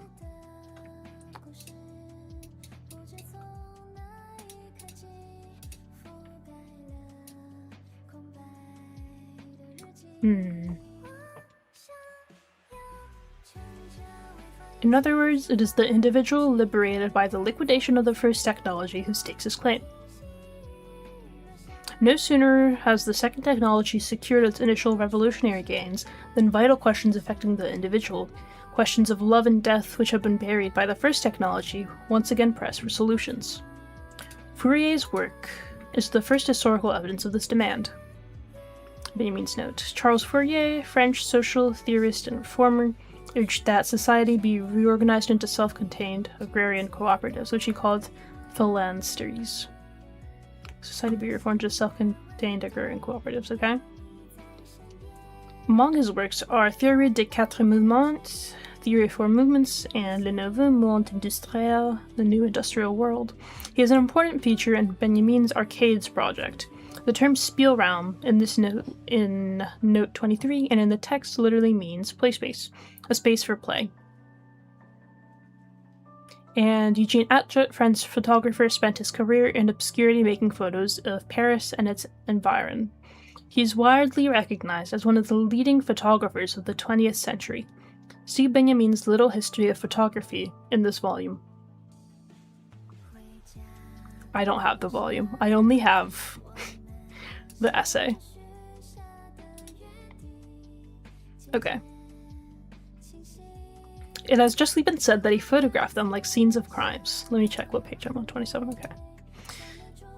A crime scene too is deserted. It is photographed for the purpose of establishing evidence. With Atget, photographic records begin to be evidence in the historical trial. This constitutes their hidden political significance. They demand a specific kind of reception. Free-floating contemplation is no longer appropriate to them. They unsettle the viewer. He feels challenged to find a particular way to approach them. At the same time, illustrated magazines begin to put up signposts for him. Whether these are right or wrong is irrelevant. For the first time, captions become obligatory. And it is clear that they have a character altogether different from the titles of paintings. The directive given by captions to those looking at images in illustrated magazines soon become even more precise and commanding in films, where the way each single image is understood seems prescribed by the sequence of all the preceding images.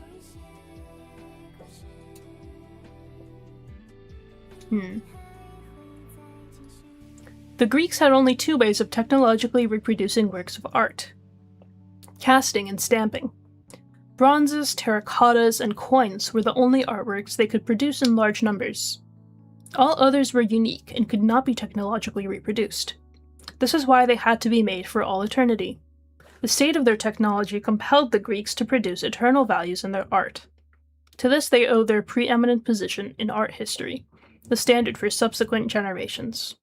Undoubtedly, our position lies at the opposite pole from that of the Greeks.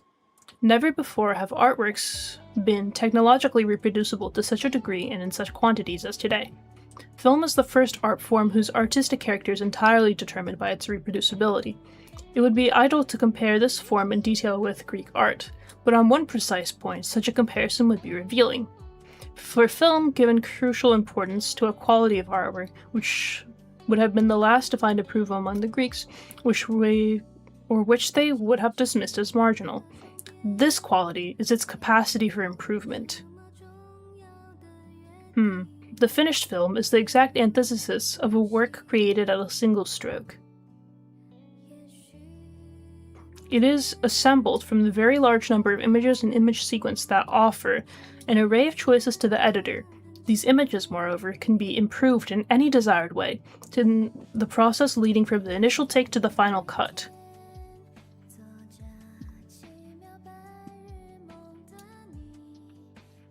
To produce A Woman of Paris, which is 3,000 meters long, Chaplin shot 125,000 meters of film.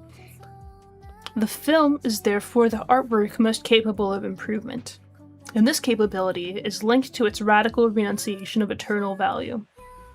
This is corroborated by the fact that for the Greeks, whose art depended on the production of eternal values, the pinnacle of all the arts was the form least capable of improvement, namely sculpture, whose products are all literally of a piece. It is the age of the assembled Montier bar artwork. The decline of sculpture is inevitable. Oh, that's interesting. Also, I just noticed that film doesn't have its authenticity is invisible because you don't see the parts of the parts of the film that were edited out, or most of them at least. Okay, note 13. A One of Paris, which Benjamin refers to by its French title, L'Opinion Publique, was written and directed by the London-born actor and director Charlie Chaplin. Chaplin came to the United States as a vaudeville act in 1910 and made his motion picture debut there in 1914, eventually achieving worldwide renown as a comedian. He starred and directed such films as The Kid, The Circus, City Lights, Modern Times, and The Great Dictator. See Benjamin's short pieces Chaplin and Chaplin in Retrospect in this volume. Okay.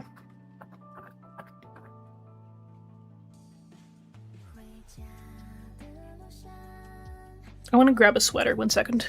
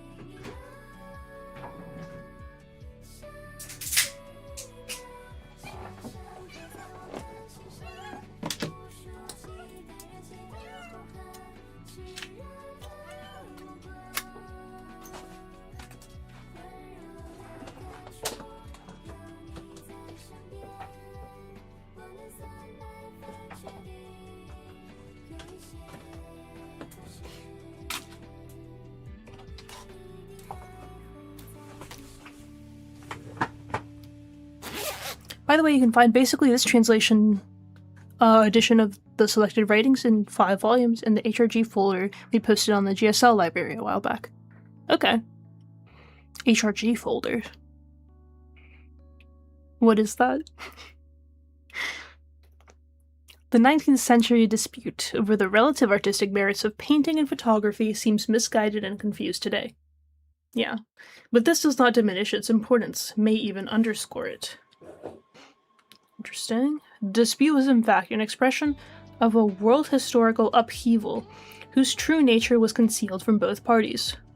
Insofar as the age of technological reproducibility separated art from its basis in cult, all semblance of art's autonomy disappeared forever.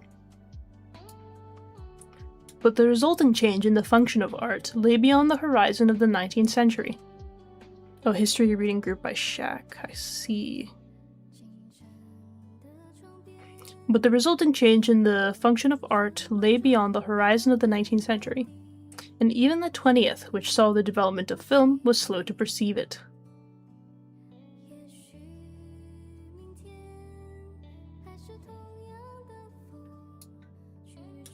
Highlight this in green. The commentators had earlier expended much fruitless ingenuity on the question of whether photography was an art, without asking the more fundamental question of whether the invention of photography had not transformed the entire character of art.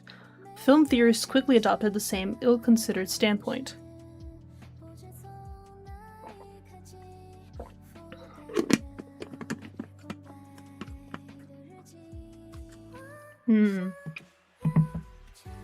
Like, they rejected that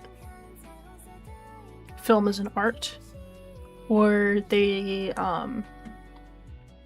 did not take the standpoint that film transformed the entire field of art. But the difficulties which photography caused for traditional aesthetics... Yeah, his use of indefinites is kind of annoying me. Yeah, but the difficulties which photography caused for traditional aesthetics were child's play, compared to those presented by film. Hence the obtuse and hyperbolic character of early film theory.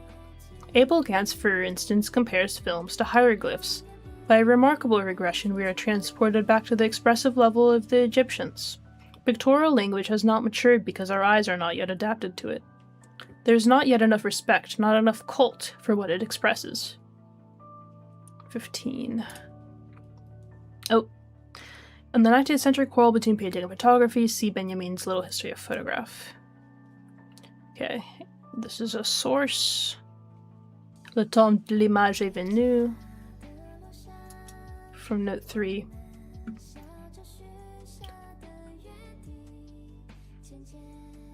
In the words of Severin Mars, what other art has been granted a dream, at once more poetic and more real? Seen in this light, film might represent an incomparable means of expression, and only the noblest minds should move within its atmosphere in the most perfect and mysterious moments of their lives.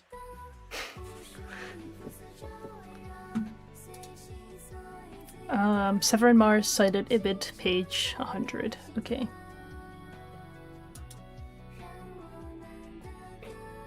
It is instructive to see how the desire to annex film to art. Okay, so the desire to annex film to art. That answers my previous question. Impels these theoreticians to attribute the elements of cult to film with a striking lack of discretion. Okay. Yeah, there is no cult in film yet, I guess. Yet when these speculations were published, works like A Woman of Paris and The Gold Rush had already appeared. They did not deter Abel Gance from making the comparison with hieroglyphs, while Severin Mars speaks of films as one might speak of paintings by Fra Angelico. Charlie Chaplin wrote and directed The Gold Rush in 1925. On Chaplin and A Woman of Paris, scene 13, Giovanni di Fiesco, known as Fra Angelico, was an Italian Dominican friar, celebrated for his angelic virtues and a painter in the early Renaissance Florentine style. His most famous works are his frescoes at Orvieto, which reflect a characteristically serene religious attitude.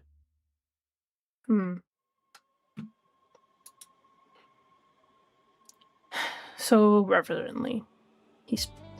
Severin Mars speaks of film. That makes sense. I did think that he was speaking very highly of film. Okay. It is revealing that even today, especially reactionary authors look in the same direction for the significance of film, finding if not actually a sacred significance, then at least a supernatural one. In connection with Max Reinhardt's film version of A Midsummer Night's Dream, Werfel comments that it was undoubtedly the sterile copying of the external world, with its streets, interiors, railway stations, restaurants, automobiles, and beaches, that had prevented the film up to now from ascending to the realm of art. Film has not yet realized its true purpose, its real possibilities.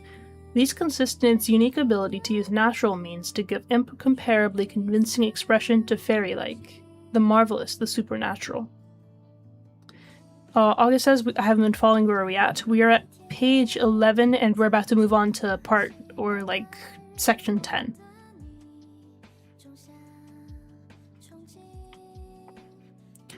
To photograph a painting is one kind of reproduction, but to photograph an action performed in a film studio is another. In the first case, what is reproduced is a work of art, while the act of producing it is not. The cameraman's performance with the lens no more creates an artwork than a conductor's with the baton. At most, it creates an artistic performance.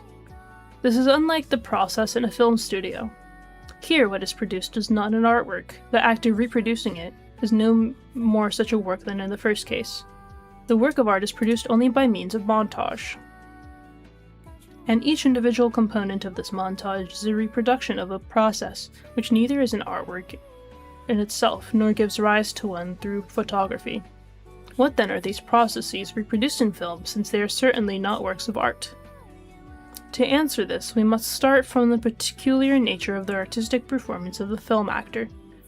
Okay, so the process reproduced in film, I'm assuming is the, physical, the physical recording that happens.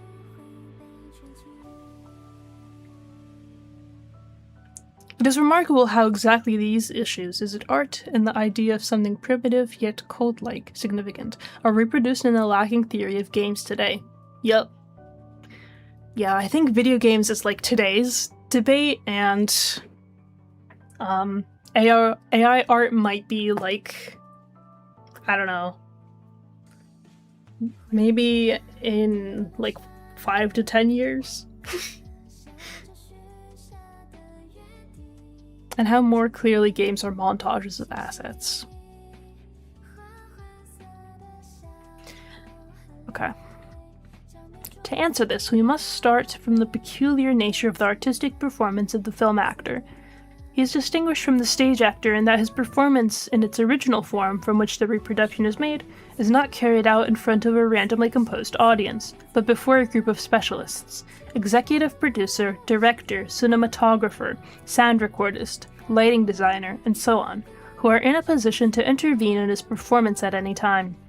This aspect of filmmaking is highly significant in social terms, for the intervention in a performance by a body of experts is also characteristic of sporting performances, and in a wider sense, of all test performances.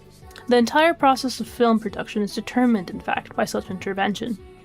As we know, many shots are filmed in a number of takes. A single cry for help, for example, can be recorded in several different versions. The editor then makes a selection from these. In a sense, he establishes one from them as the record. An action performed in the film studio therefore differs from the corresponding real action, the way the competitive throwing of a discus in a sports arena would differ from the throwing of the same discus from the same spot in the same direction in order to kill someone. Okay, the context matters. The first is a test performance, while the second is not. The test performance of the film actor is, however, entirely unique in kind. In what does this performance consist? It consists in crossing a certain barrier which confines the social value of test performances within narrow limits. I am referring now not to a performance in the world of sports, but to a performance produced in a mechanized test. In a sense, the athlete is confronted only by natural tests. He measures himself against tasks set by nature, not by equipment, apart from exceptional cases like Nurmi, who was set to run against the clock. Who? Pablo Nurmi, a Finnish long distance runner, was a winner at the Olympic Games in Antwerp, Paris, and Amsterdam. Oh yeah.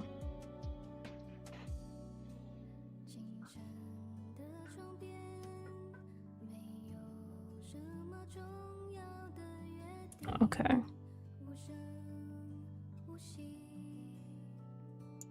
So Franz Werfel was Germany's Max Reinhardt was Germany's most important stage producer and director during the first third of the 20th century, and the single most significant influence on the classic German silent cinema. Many of his directors and actors trained under him at the Deutsches Theater in Berlin.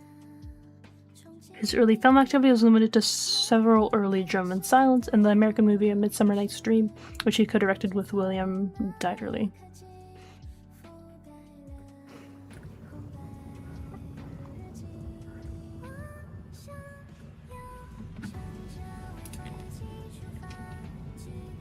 Okay. Meanwhile, the work process, especially since it has been standardized by the assembly line, daily generates countless mechanized tests. These tests are performed unawares, and those who fail are excluded from the work process. But they are also conducted openly, in agencies for testing professional aptitude. In both cases, the test subject faces the barrier mentioned above. Tasks set by nature, not by equipment. The test performance of the film actor is, however, entirely unique in kind. It consists in crossing, a certain barrier. There we go.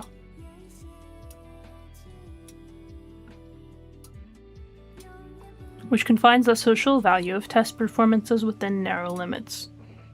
I'm referring now not to a performance in the world of sports, but to a performance produced in a mechanized test, in the sense that the athlete is confronted only by natural tests. He measures himself against tasks set by nature. Meanwhile, the work process, especially since it has been standardized by the assembly line, daily generates countless mechanized tests. These tests are performed unawares, and those who fail are excluded from the work process, but they are also conducted openly, in agencies for testing professional aptitude. In both cases, the test subject faces the barrier mentioned above. Okay. So the tests are the the failed takes in the creation of a movie. These tests, unlike those in the world of sports, are incapable of being publicly exhibited to the degree one would desire, and this is precisely where film comes into play. Film makes test performances capable of being exhibited, by turning that ability itself into a test. The film actor performs not only in front of an audience, but in front of an apparatus. The film director occupies exactly the same position as the examiner in an aptitude test. To perform in the glare of arc lamps while simultaneously meeting the demands of the microphone is a test performance of the highest order. To accomplish it is to preserve one's humanity in the face of the apparatus. Interest in this performance is widespread. For the majority of city dwellers, throughout the workday in offices and factories, have to relinquish their humanity in the face of an apparatus. In the evening, these same masses fill the cinemas to witness the film actor taking revenge on their behalf, not only by asserting his humanity, or what appears to them as such, against the apparatus, but by placing that apparatus in the service of his triumph. Okay, that's very interesting.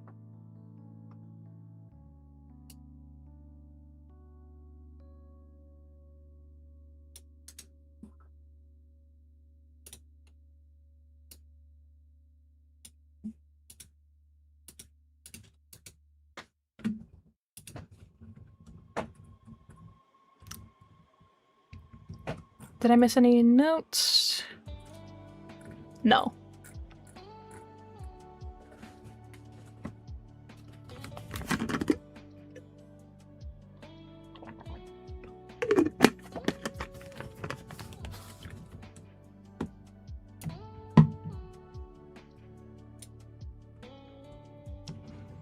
In the case of film, the fact that the actor represents someone else before the audience matters much less than the fact that he represents himself before the apparatus.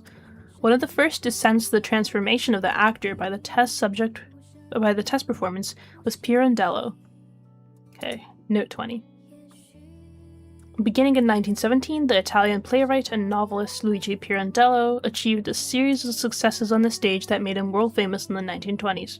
He is best known for his plays Six Characters in Search of an Author and Henry IV.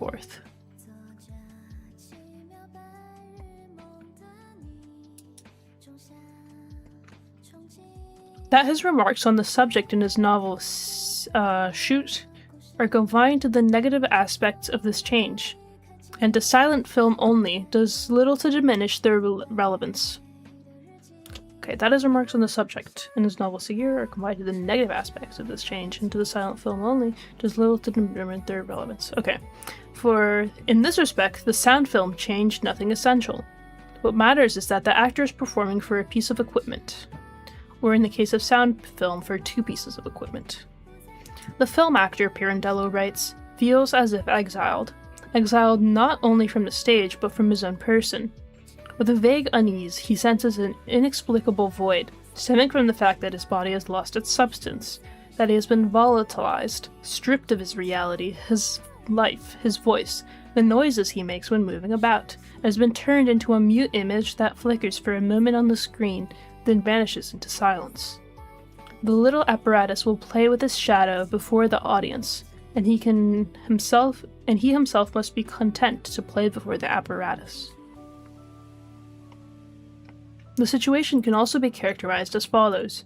For the first time, and this is the effect of film, the human being is placed in a position where he must operate with his whole living person while forgoing its aura. For the aura is bound to his presence in the here and now. There is no facsimile of the aura.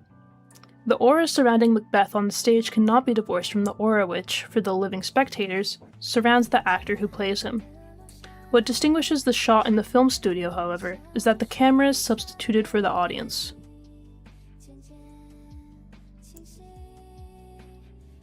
Oh, thank you, Sva.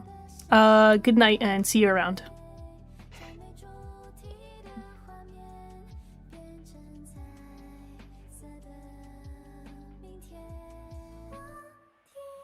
As a result, the aura surrounding the actor is dispelled, and with it, the aura of the figure he portrays.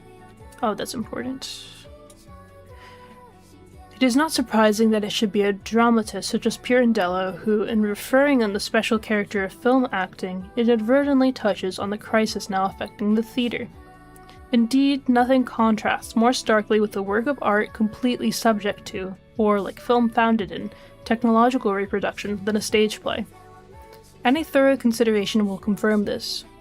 Expert observers have long recognized that in film, the best effects are almost always achieved by acting as little as possible. The development, according to Rudolf Arnheim, written in 1932, has been towards using the actor as one of the props, chosen for his typicalness and introduced in the proper context. 22.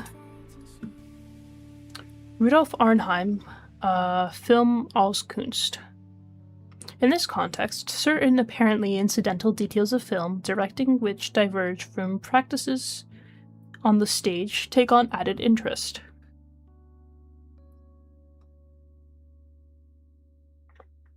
Oh, incidental details of the film directing, which diverge from practices on the stage, take on added interest. For example, the attempt to let the actor perform without makeup, as in Dreyer's Jeanne d'Arc. Dreyer spent months seeking the 40 actors who constitute the Inquisitor's Tribunal. Searching for these actors was like hunting for rare props. Dreyer made every effort to avoid resemblances of age, build, and physiognomy in the actors. See Moritz Schultz, Le Maquillage, Makeup and L'Art Cinématographique, Volume 6. If the actor thus becomes a prop, the prop, in its turn, not infrequently functions as an actor. At any rate, it is not unusual for films to allocate a role to a prop. Rather than selecting examples at random from infinite number available, let us just take one especially revealing case.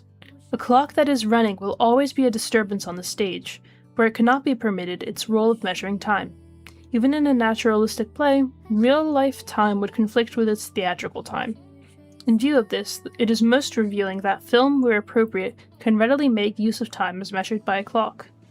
This feature, more than many others, makes it clear that, circumstances permitting, each and every prop in a film may perform decisive functions.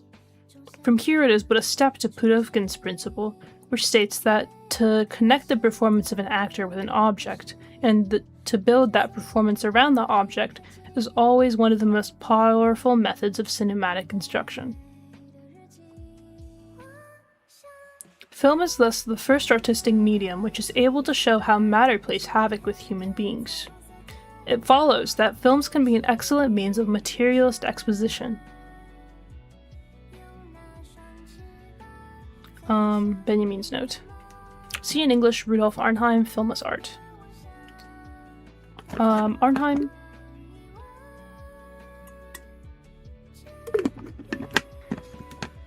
German boat Gestalt psychologist and critic, wrote on film, literature, and art for various Berlin newspapers and magazines from the mid-1920s until 1933.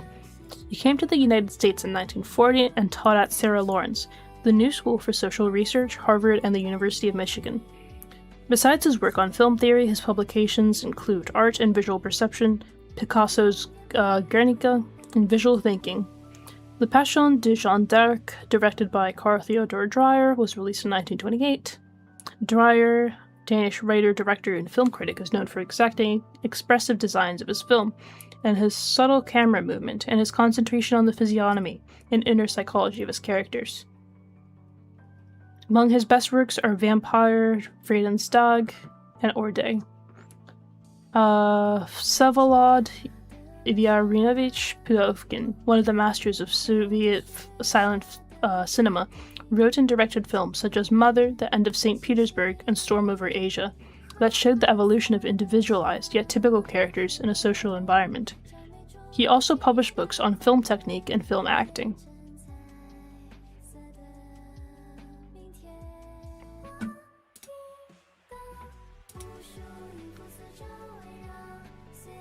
Okay. Closely bound up with this development is something else. The stage actor identifies himself with the role. The film actor very often is denied this opportunity. His performance is by no means a unified whole, but is assembled from many individual performances. Apart from incidental concerns about studio rental, availability of other actors, scenery, and so on, there are elementary necessities of the machinery that split the actor's performance into a series of episodes capable of being assembled. In particular, lighting and its installation require the representation of an action, which on the screen appears as a swift, unified sequence, to be filmed in a series of separate takes, which may be spread over hours in the studio. Not to mention the more obvious effects of montage. A leap from a window, for example, can be shot in the studio as a leap from a scaffold, while the ensuing fall may be filmed weeks later at an outdoor location. And far more paradoxical cases can easily be imagined. Let us assume that an actor is supposed to be startled by a knock at the door. If his reaction is not satisfactory, the director can resort to an expedient. He could have a shot fired without warning behind the actor's back on some other occasion when he happens to be in the studio. The actor's frightened reaction at that moment could be recorded and then edited into the film. Nothing shows more graphically that art has escaped the realm of beautiful semblance, which for so long was regarded as the only sphere in which it could thrive.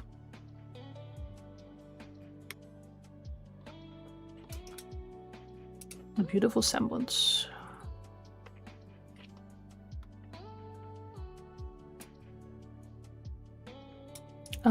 Note 23.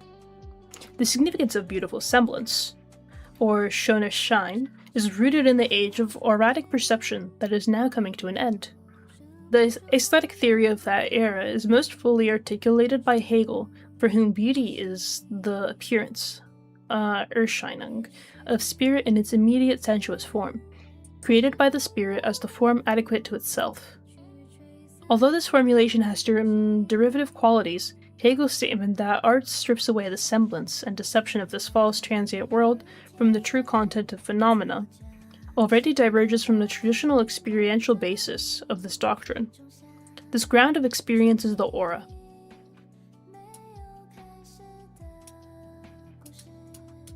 Why is it so opaque? There we go.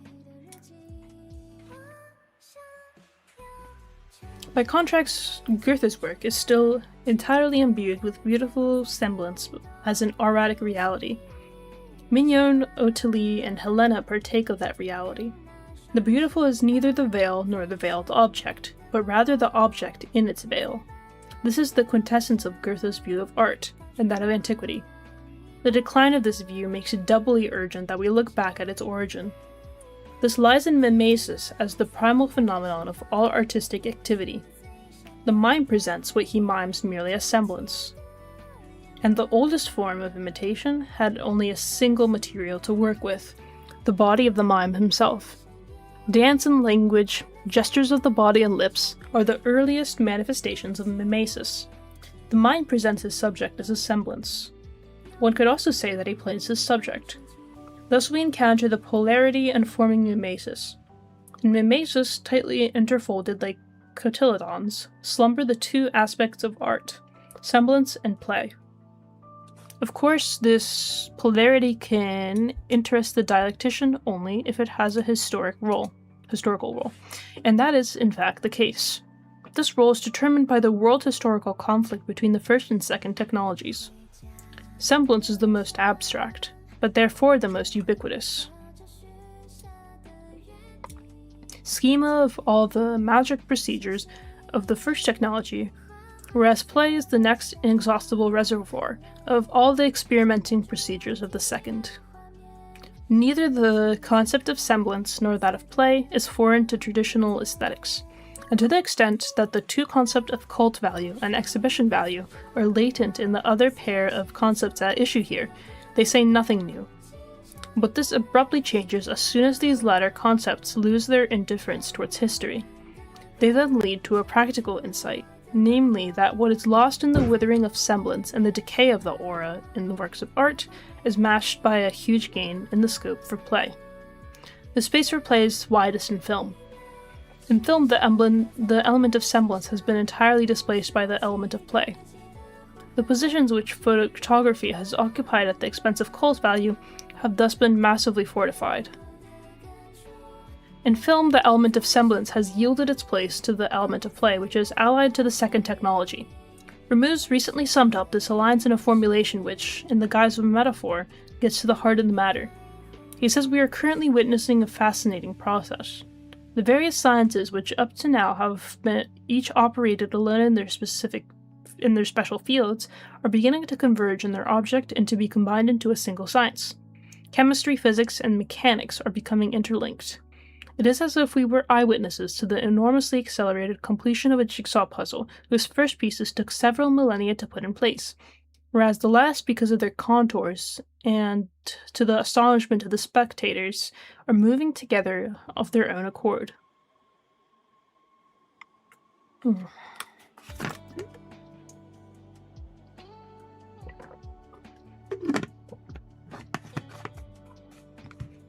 These words give ultimate expression to the dimension of play in the second technology, which reinforces that in art. Benjamin's note. It should be kept in mind that shine can mean luster in appearance as well as semblance or illusion.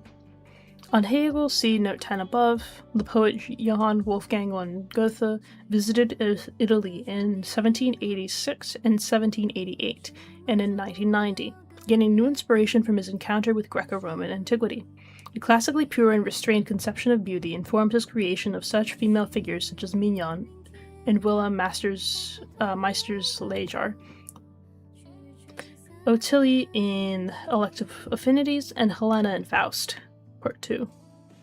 Benjamin's definition of the beautiful as the object in its veil is quoted with the italics added from his essay, Goethe's Elective Affinities, and Benjamin's Selected Writings, Volume 1, 1913-1926. Charles Ferdinand Rameau was a Swiss writer resident in Paris, where he collaborated with the composer Igor Stravinsky, for whom he wrote the text of Histoire du Soldat. He also published novels on rural life that combine realism with allegory.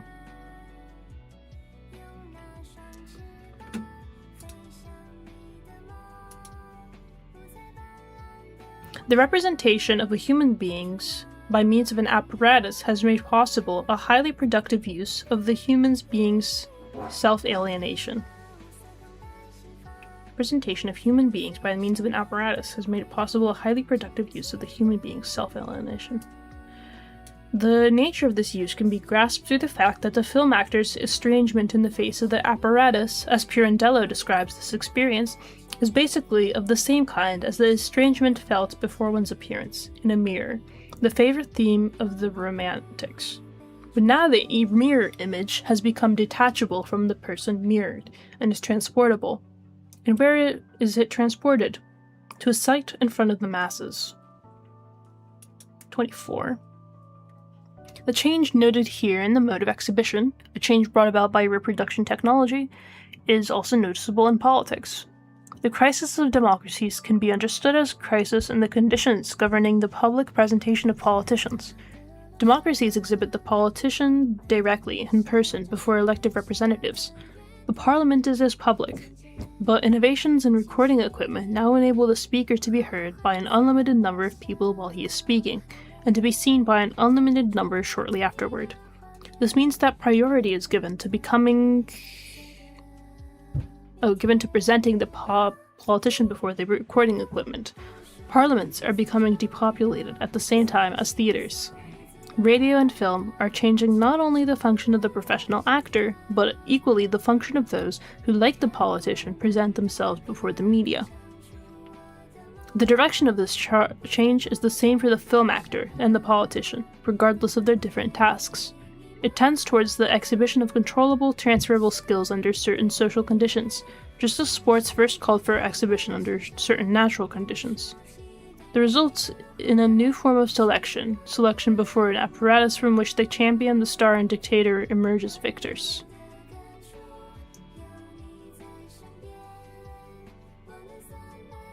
Okay, we'll get to the dictator.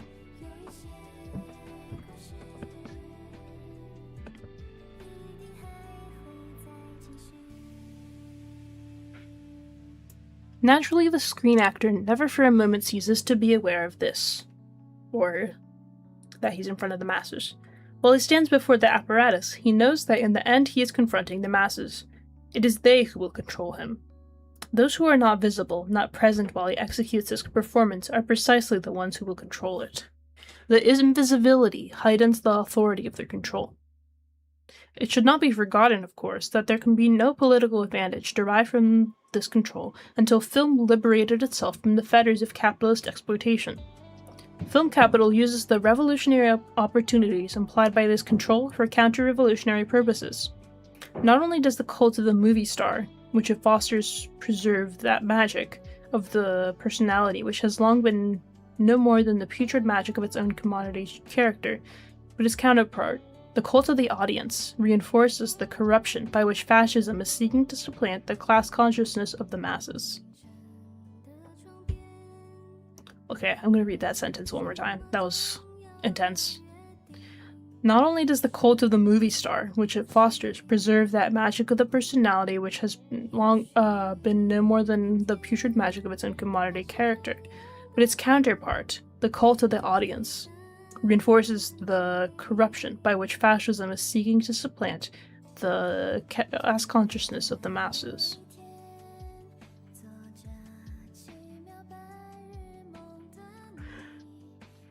So the cult of the movie star both preserves the magic of personality.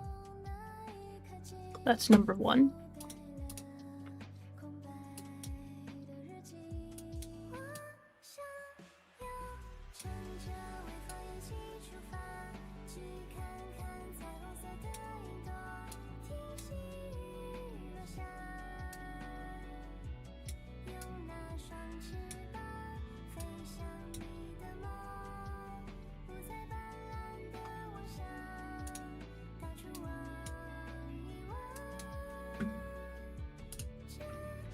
Okay.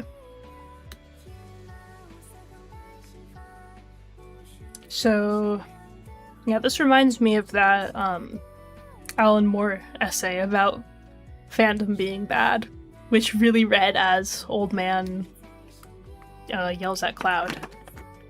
But maybe he had a point.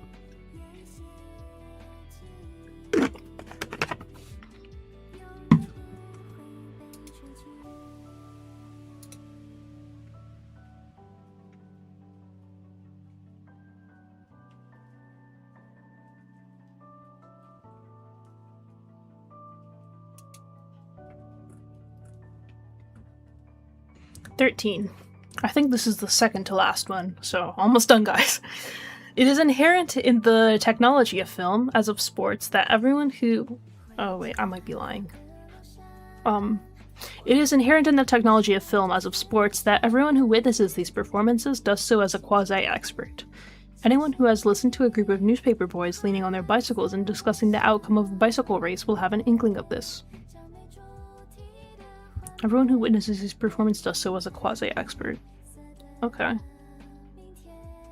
In the case of film, the newsreel demonstrates unequivocally that any individual can be in a position to be filmed. But that possibility is not enough. Any person today can lay claim to being filmed. This claim can best be clarified by considering the historical situation of literature today. For centuries, it was the nature of literature that a small number of writers confronted many thousands of readers. This began to change towards the end of the past century. With the growth and extension of the press, which constantly made new political, religious, scientific, professional, and local journals available to readers, an increasing number of readers, in isolated case, at first turned into writers.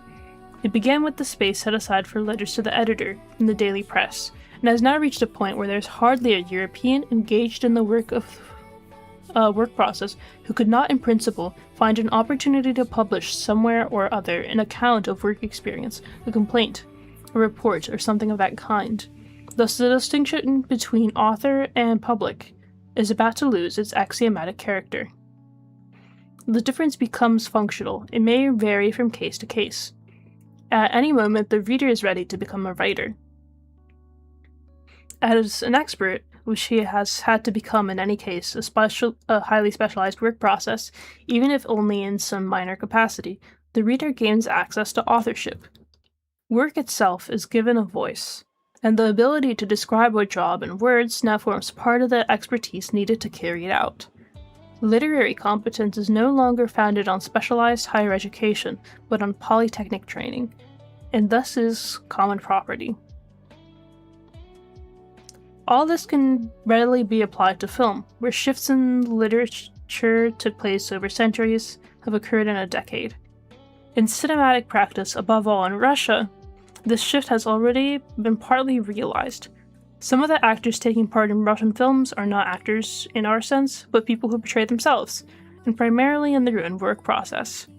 In Western Europe today, the capitalist exploitation of film obstructs the human being's legitimate claim to being reproduced. The claim is also obstructed, incidentally, by unemployment, which excludes large masses from production, the process in which their primary entitlement to be reproduced would lie. Under these circumstances, the film industry has an overriding interest in stimulating the involvement of the masses through illusionary displays and ambiguous speculations. To this end, it has set in motion an immense publicity machine, in the service of which it has placed the careers and love lives of the stars. It has organized polls, it has held beauty contests, and all this in order to distort and corrupt the original and justified interest of the masses in film. An interest in understanding themselves and therefore their class. Through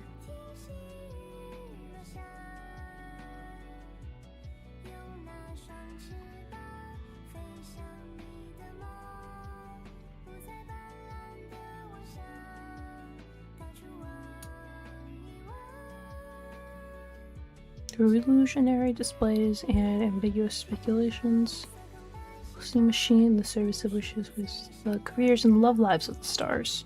Organized polls, beauty contest. We distort and corrupt the original and justified interests of the masses in film and interest in understanding themselves and therefore their class. Yeah. Thus the same is true of film capital in particular as of fascism in general. A compelling urge towards new social opportunities is being clandestinely exploited in the interests of a property-owning minority. For this reason alone, the expropriation of film capital is an urgent demand for the proletariat.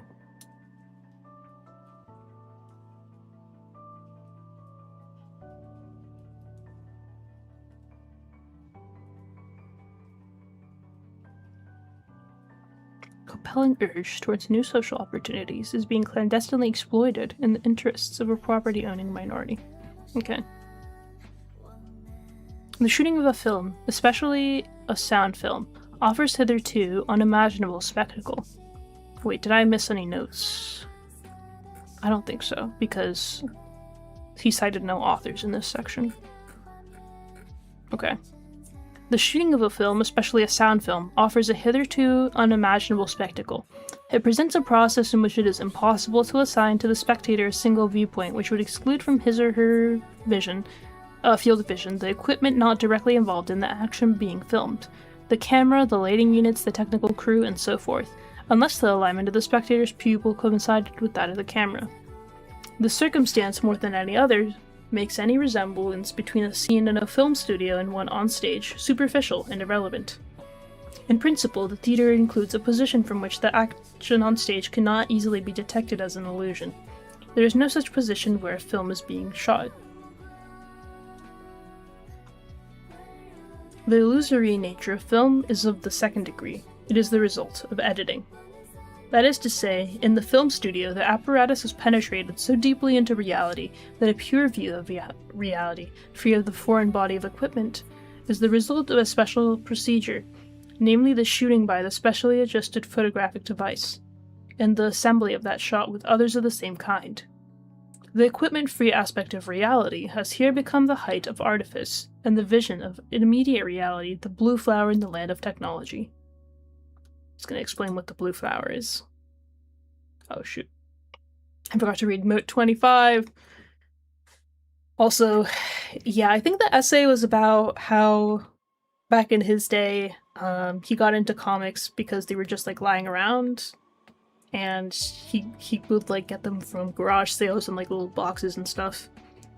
And now fandom is like this whole big consumerist thing, and this thing where you have to like perform and to reproduce fandom socially. Something like that. I read it in like 2022. So I'm definitely lying, but it is what it is. Okay. Let me get some water and I'll read 25.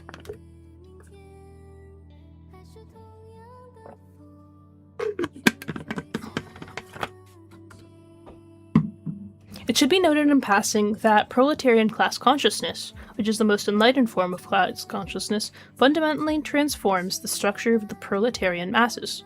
The class-conscious proletariat forms a compact mass only from the outside in the minds of its oppressors. At the moment when it takes up its struggle for liberation, this apparently compact mass has actually already begun to loosen. It ceases to be governed by mere reactions. It makes a transition to action. The loosening of the proletarian masses is the work of solidarity. In the solidarity of the proletarian class struggle, the dead, undialectical opposition between individual and mass is abolished. For the comrade, it does not exist.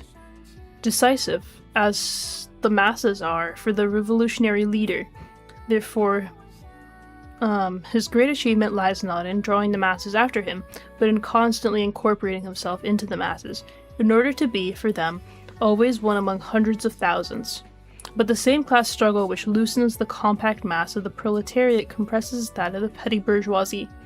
The MAC as an impenetrable compact entity, which Le Bon and the others have made the subject of their mass psychology, is that of the petty bourgeoisie. The petty bourgeoisie is not a class, it is in fact only a mass. And the greater the pressure acting on it is between the two antagonistic classes, the bourgeoisie and the proletariat, the more compact it becomes. In this mass, the emotional element described in mass psychology is indeed a determining factor. But for that very reason, this compact mass forms the antithesis of the proletarian cadre, which obeys a collective ratio. In the petty bourgeois mass, the reactive movement described in mass psychology is indeed a determining factor. But precisely for that reason, this compact mass with its unmediated reactions forms the antithesis of the proletarian cadre, whose actions are mediated by a task, however momentary. Demonstrations by the compact mass have thus always had a panicked quality, whether they give vent to war fever, hatred of Jews, or the instinct for self-preservation.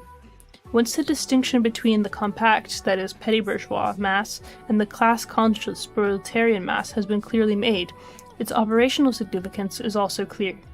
This distinction is nowhere more graphically illustrated than in the not uncommon cases when some outrage originally performed by the compact mass becomes, as a result of revolutionary situation perhaps within the space of seconds, the revolutionary action of a class. The special feature of such truly historic events is that a reaction by a compact mass sets off an internal upheaval which loosens its composition, enabling it to become aware of itself as an association of class-conscious cadres. Such concrete events contain, in very abbreviated form, what communist tacticians call winning over the petty bourgeoisie.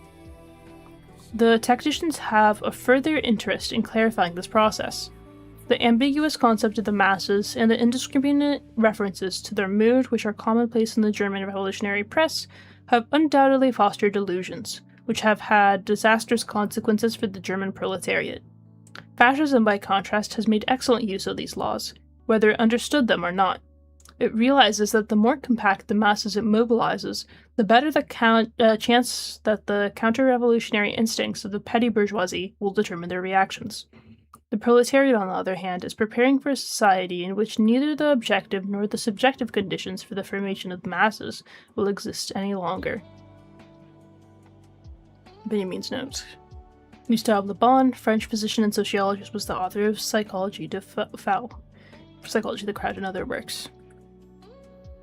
We talked about Laban earlier in the stream. Hello, Froz! We're, I think, 2/3 of the way through.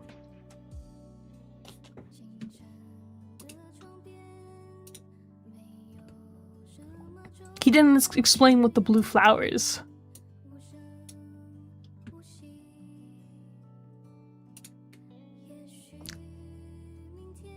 I guess it means it's rare. Or it's artificial. Oh, the vision of immediate reality, the blue flower in the land of technology. Anyway. Oh, wait, I was supposed to read 26. Okay. Benjamin alludes here to Heinrich von Ofterdingen, an unfinished novel by the German romantic poet Novalis. Von Ofterdingen is a medieval poet in search of the mysterious blue flower, which bears the face of his unknown beloved. See Benjamin's dream kitsch in this volume. Okay. So the blue flower bears the face of the medieval poet. Lover. Name of the text? This is art in the age of its technologically... Okay. The work of art in the age of its technological reproducibility. Second version.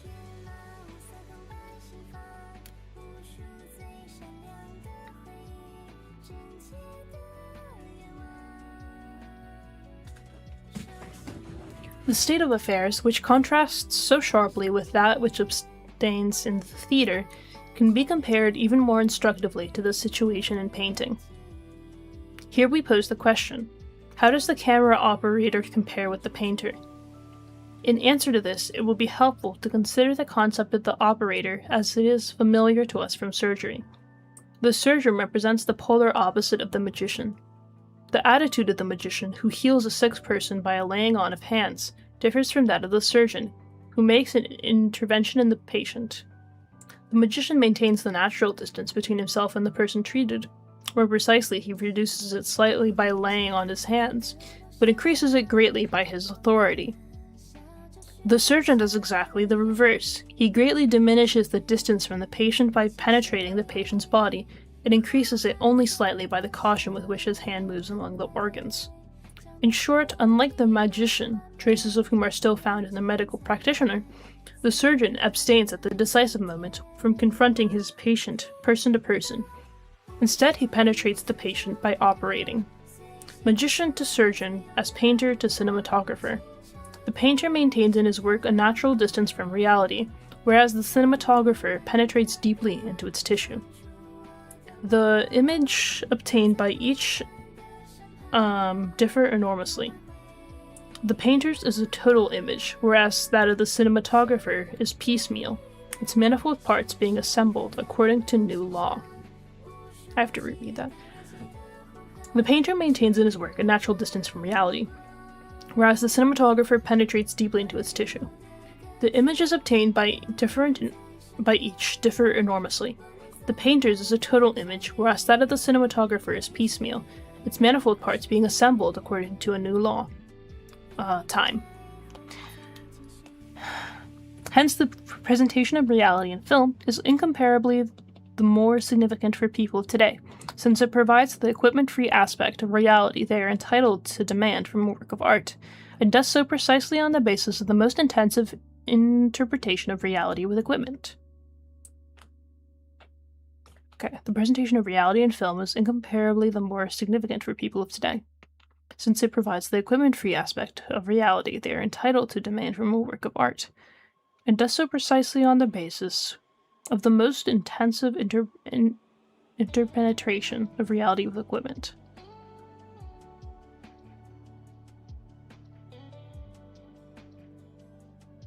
This is the last part of 14. Okay.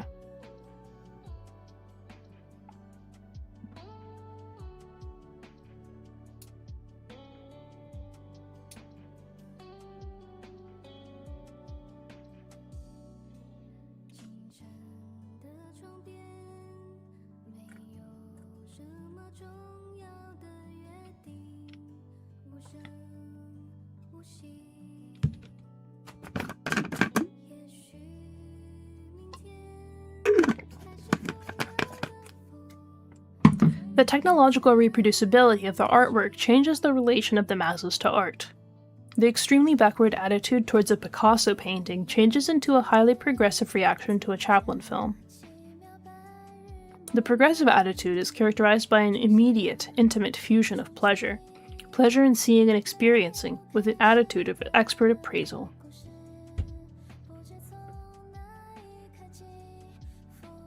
Okay, so they're saying the reproducibility,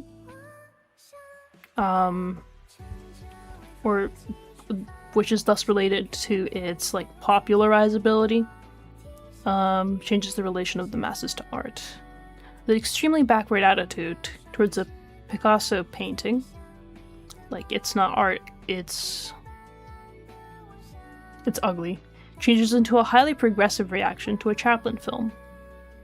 This is the height of art. The progressive attitude is characterized by an immediate, intimate fusion of pleasure in seeing and experiencing, with an attitude of expert appraisal. Such a fusion is an important social index, as is clearly seen in the case of painting. The more reduced the social impact of an art form, the more widely criticism and enjoyment of it diverge in the public. The conventional is uncritically enjoyed, while the true new is criticized with aversion. Not so in the cinema. The decisive reason for this is that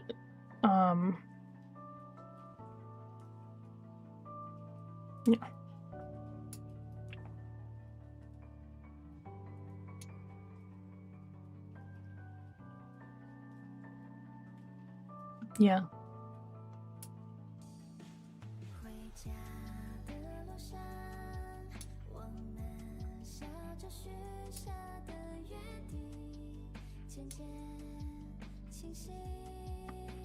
The decisive reason for this is that nowhere more than in the cinema are the reactions of individuals, which together make up the massive reaction of the audience, determined by the imminent concentration of reactions into a mass. Is that nowhere more than in the cinema are the reactions of individuals, which together make up the massive reactions of the audience, determined by the imminent concentrations. Oh, nowhere more than in the cinema are the reactions determined by the imminent concentration of reactions into a mass. No sooner are these reactions manifest than they regulate one another. Again, the comparison with painting is fruitful. A painting has always exerted a claim to be viewed primarily by a single person or by a few. The simultaneous viewing of paintings by a large audience, as happens in the 19th century, is an early symptom of the crisis in painting. The crisis triggered not only by photography, but, in a relatively independent way, by the artwork's claim to the attention of the masses. Okay, I was gonna say, that's its shift towards, exhibition value rather than cult value.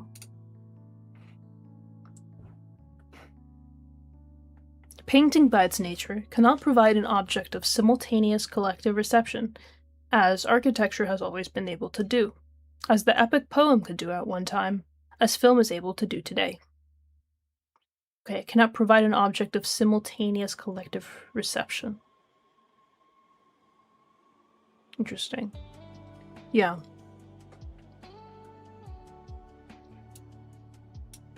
Oops, I have the text tool selected. Okay. And although direct conclusions about the social role of painting cannot be drawn from this fact alone, it does have a strongly adverse effect whenever painting is led by special circumstances, as if against its nature, to confront the masses directly. In the churches and monasteries of the Middle Ages, and at the princely courts, up to about the end of the 18th century, the collective reception of paintings took place not simultaneously, but in a manifoldly graduated and hierarchically mediated way. If that has changed, the change testifies to the special conflict in which painting has become enmeshed by the technological reproducibility of the image. And while efforts have been made to present paintings to the masses in galleries and salons, this mode of reception gives the masses no means of organizing and regulating their response. Thus, the same public which reacts progressively to a slapstick comedy inevitably displays a backward attitudes towards surrealism.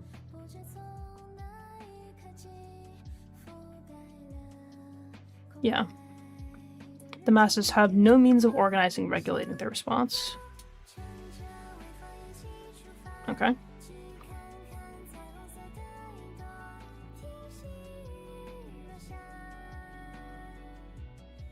I'm curious how the mass organizes and regulates their response to a film, then.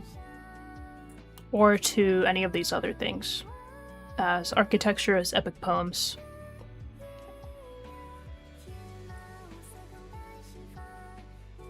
Okay. The most important social function of film is to establish equilibrium between human beings and the apparatus. Film achieves this goal not only in terms of man's presentation of himself to the camera, but also in terms of his representation of his environment by means of this apparatus. On the one hand, film furthers insight into the necessities governing our lives by its use of close-ups, by its accentuation of hidden details and familiar objects, and by its exploration of commonplace milieu through the ingenious guidance of the camera. On the other hand, it manages to assure us of a vast and unsuspected field of action.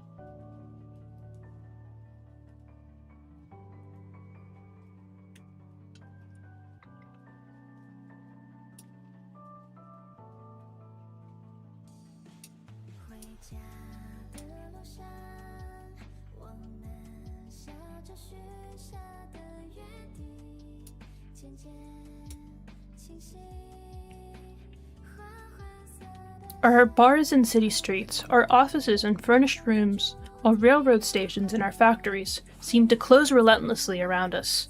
Then came film and exploded this prison world with the dynamite of the split second, so that now we can set off calmly on the journeys of adventure among its far-flung debris. With the close-up, space expands, with slow-motion movement is extended. And just as enlargement not merely clarifies what we see indistinctly in any case, but brings to light entirely new structures of matter, slow motion not only reveals familiar aspects of movements, but discloses quite unknown aspects within them. Aspects which do not appear as the retarding of natural movements, but have a curious gliding, floating character of their own. 27. It's just a source. Clearly, it is another nature which speaks to the camera as compared to the eye. Other, above all, in the sense that a space informed by human consciousness gives way to a space informed by the unconscious. Whether it is a commonplace that, for example, we have some idea what is involved in the act of walking, if only in general terms, we have no idea at all what happens during the split second when a person actually takes a step. We are familiar with the movement of picking up a cigarette lighter or a spoon, but know almost nothing of what really goes on between hand and metal, and still less how this varies with different moods. This makes a lot of sense. If you've ever tried to animate one of these familiar motions, like animating somebody tying their shoe, it's like, this. How do I even begin? You can't explain it, so you can't reproduce it. This is where the camera comes into play, with all of its resources for swooping and rising, disrupting and isolating, stretching or compressing a sequence, enlarging or reducing an object. It is through the camera that we first discover the optical unconscious, just as we discover the instinctual unconscious through psychoanalysis. I see. So the things that are visible to us but we can't perceive consciously. Moreover, these two types of unconscious are intimately linked. For in most cases, the diverse aspects of reality captured by the film camera lie outside only the normal spectrum of sense impressions. Many of the deformations and stereotypes, transformations, and catastrophes which can assail the optical world in films afflict the actual world in psychoses, hallucinations, and dreams. Thanks to the camera, therefore, the individual perceptions of the psychotic or the dreamer can be appropriated by the collective perception. The ancient truth expressed by Heraclitus, that that those who are awake have a world in common while each sleeper has a world of his own, has been invalidated by film, unless by depicting the dream world itself than by creating figures of collective dream, such as the globe encircling Mickey Mouse. course, the mouse comes up. 28. Benjamin refers to fragment 89 in the standard Dioscoron's version of the fragments of Heraclitus of Ephesus, the pre-Socratic philosopher of the 6th-5th centuries BC on Mickey Mouse. Wait. The 6th-5th centuries BC, period. On Mickey Mouse, see the following note. 29. Of course, the comprehensive analysis of these films should not overlook their double meaning. It should start from the ambiguity of situations which have both a comic and horrifying effect. As the reactions of children show, comedy and horror are closely related. In the face of certain situations, why shouldn't we be allowed to ask which reaction is the more human? Some recent Mickey Mouse films offer situations in which such a question seems justified. Their gloomy and sinister fire magic, made technically possible by color film, highlights a feature which up to now has been present only covertly, and shows how easily fascism takes over revolutionary innovations in this field too. What is revealed in recent Disney films was latent in some of the earlier ones. The cozy acceptance of bestiality and violence as inevitable concomitants of existence. This renews an old tradition, which is far from reassuring, the tradition inaugurated by the dancing hooligans to be found in depictions of medieval pogroms, of whom the riffraff in Grimm's fairy tales of that title are a pale and distinct rearguard. Benjamin's note. The internationally successful Mickey Mouse cartoon series develops out of the character of Mortimer Mouse, introduced in 1927 by the commercial artist and cartoon producer Walt Disney, who made an outstanding technical and aesthetic contributions to the development of animation between 1927 and 1937, and whose short animated films of the 30s won praise from critics for their visual comedy and their rhythmic and unconventional technical effects. See Benjamin's Mickey Mouse in this volume. Riffraff translates Lumpen Sindel, the title of a story in Jacob and Wilhelm Grimm's collection of tales, Kinder und Hausmärchen, Nursery and Household Tales. Give him a break, the first Mickey Mouse animation was just 8 years old when this book was published. Yeah, introduced in 1927, and this published in 35. Well, didn't it say this was written in 36 in footnote 1? So, almost.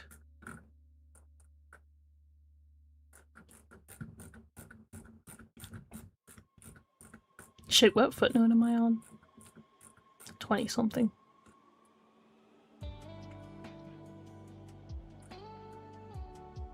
It was written in the autumn of 1935. Okay, there we go. 8 years.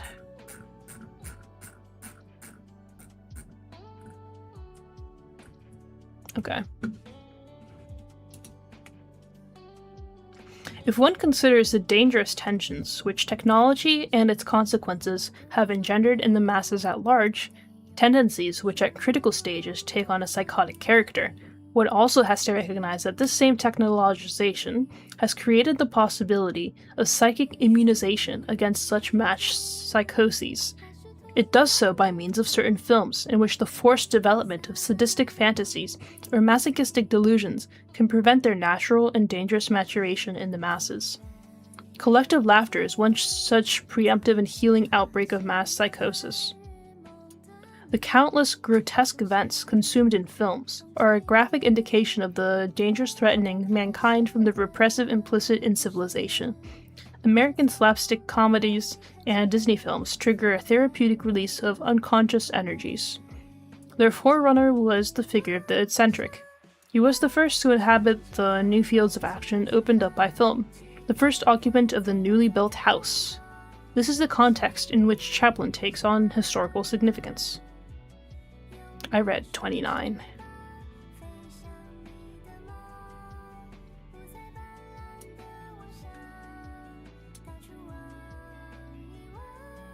Bruno was the figure of the eccentric. He was the first. Yeah. Chaplin was this eccentric. It has always been one of the primary tasks of art to create a demand whose hour of full satisfaction has not yet come. The history of every art form has critical periods in which the particular form strains after effects, which can be easily achieved only with a changed technical standard. That is to say, in a new art form. The excesses and crudities of art which thus result, particularly in periods of so-called decadence, actually emerge from the core of its richest historical energies. In recent years, Dadaism has amused itself with such barbarisms. Okay, the excesses and crudities of art, which come from a changed technical standard. Okay. I think he's talking about some German expressionists movies when he's talking about mass psychosis. Okay, that's illuminating. I wasn't really sure what he was talking about. Yeah, I should highlight that in blue.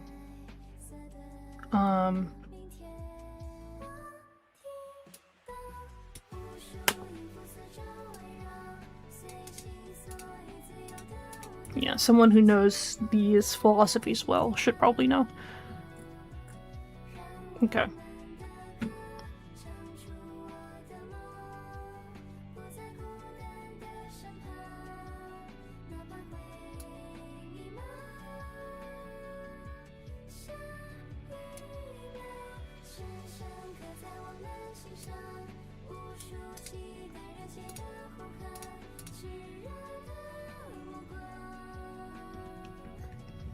Dadaism has amused itself with your barbarisms, only now is its impulse recognizable.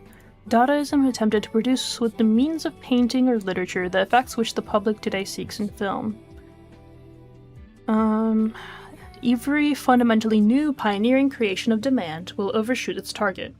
Dadaism did so to the extent that it sacrificed the market values so characteristic of film in favor of more significant aspirations, of which, to be sure, it was unaware in the form described here. The Dadaists attached much less importance to the commercial usefulness of their artworks than to the uselessness of their works as objects of contemplative immersion.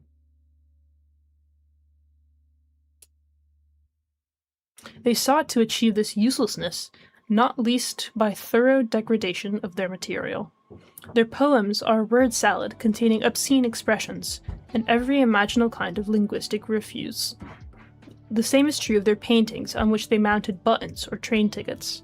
What they achieved by such means was a ruthless annihilation of the aura in every object they produced, which they branded as a reproduction through the very means of its production.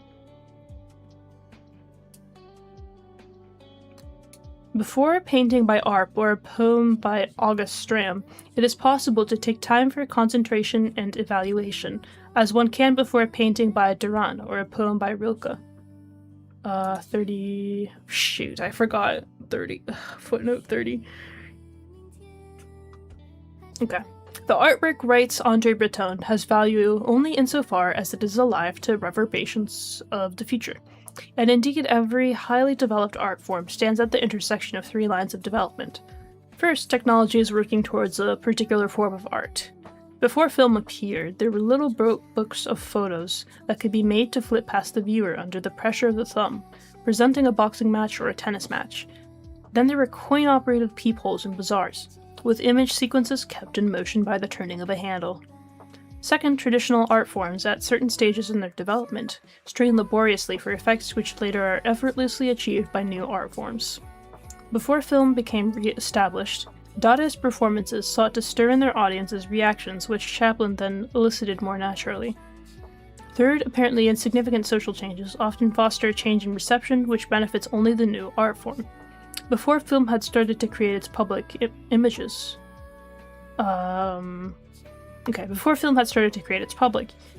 which were no longer motionless, were received by an assembling audience in the Kaiser panorama. Here the audience faced a screen into which stereoscopes were fitted, one for each spectator. In front of these stereoscopes, single images automatically appeared, remained briefly in view, and then gave way to others. Edison still had to work with similar means when he presented the first film strip. Before the movie screen and projection were known, a small audience gazed into an apparatus, in which a sequence of images was shown. Incidentally, the institution of the Kaiser panorama very clearly manifests a dialectic of development. Shortly before film turned the viewing of images into a collective activity, image viewing by the individual through the stereoscopes of these soon outmoded establishments was briefly intensified, as it had been once before in the isolated contemplation of the divine image by the priest in the cella. Benjamin's note. André Breton, French critic, poet, and editor, was the chief promoter and one of the founders of the Surrealist movement, publishing the first Manifest to Surrealism in 1924. In Zurich in 1916, an international group of exiles disgusted by World War I and the bourgeois ideologies that had brought it about launched Dada, an avant-garde movement that attempted to radically change both the work of art and society.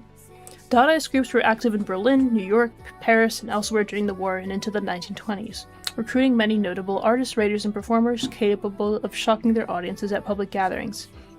On Chaplin, see Note 13 and above.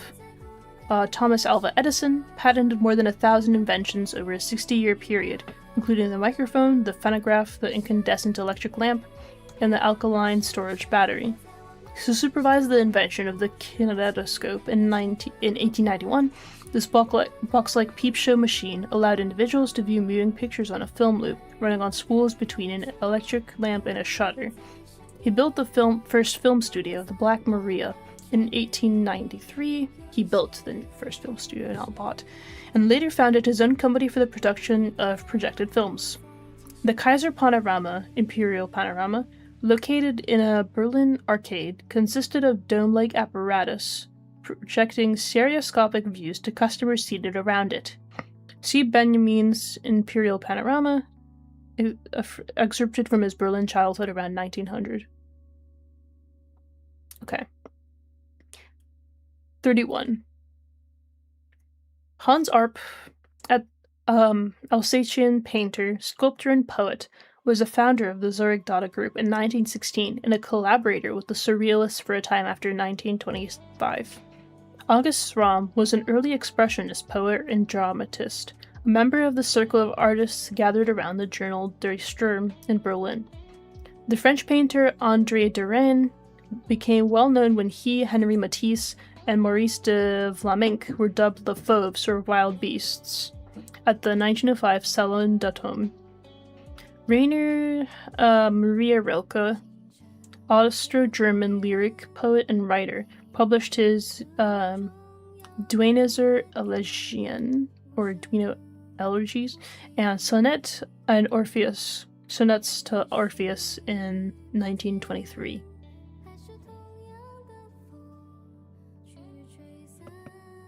Okay. Hey, kitty. Want to sit with me?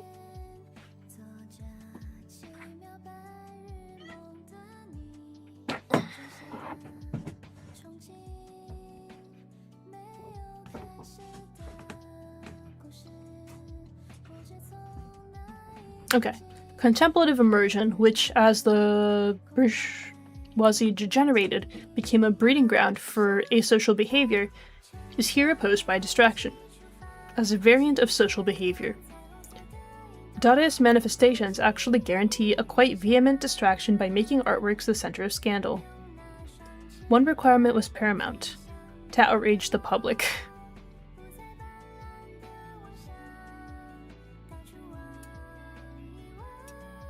From an alluring visual composition or an enchanting fabric of sound, the Dadaists turned the artwork into a missile. It jolted the viewer, taking on a tactile quality, and thereby fostered the demand for film, since the distracting element in film is also particularly tactile, being based on successive changes of scene and focus, which have a percussive effect on the spectator. Film has freed the physical shock effect, which Dadaism has kept wrapped, as it were, inside the moral shock effect from this wrapping. The masses are a matrix from which all customary behavior towards works of art is today emerging newborn. Quantity has been transformed into quality. The greatly increased mass of participants has produced a different kind of participation. The fact that this new mode of participation first appeared in a disreputable form should not mislead the observer. The masses are criticized for seeking distraction in the work of art, whereas the art lover supposedly approaches it with concentration. In the cases of the masses, the artwork is seen as a means of entertainment, In the case of the art lover, it is considered an art of devotion. This calls for a closer examination. 33. Ah, I forgot 32! Oh no. Let us compare the screen on which a film unfolds with the canvas of a painting. The image of the film screen changes, whereas the image on the canvas does not. The painting invites the viewer to contemplation. Before it, he can give himself up to a strain of associations. Before a film image, he cannot do so. No sooner has he seen it than it has already changed. It cannot be fixed on. The train of associations in the person contemplating it is immediately interrupted by new images. This constitutes the shock effect of film, which, like all shock effects, seeks to induce heightened attention. Film is the art form corresponding to the pronounced threat to life in which people live today. It corresponds to profound changes in the apparatus of apperception, changes that are experienced on the scale of private existence. I guess World War II is coming. And the stock market crash happened 6 years ago.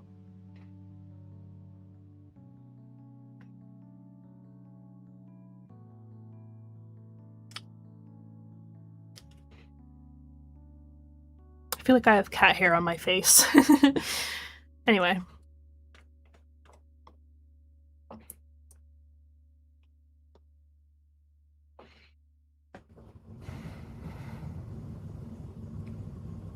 It corresponds to the profound changes in the apparatus of apperception, changes that are experienced on the scale of private existence by each passerby in big city traffic, and on the scale of world history by each fighter against the present social order. Benjamin's note. A more literal translation of the last phrase before a sentence in italics is, seeks to be buffered by intensified presence of mind. Geetste Gegenwart. More literal translation of the last phrase before the sentence in italics is, seeks to be buffered by intensified presence of mind.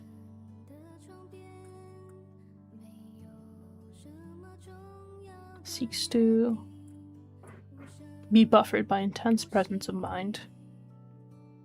Okay, seeks to be buffered by.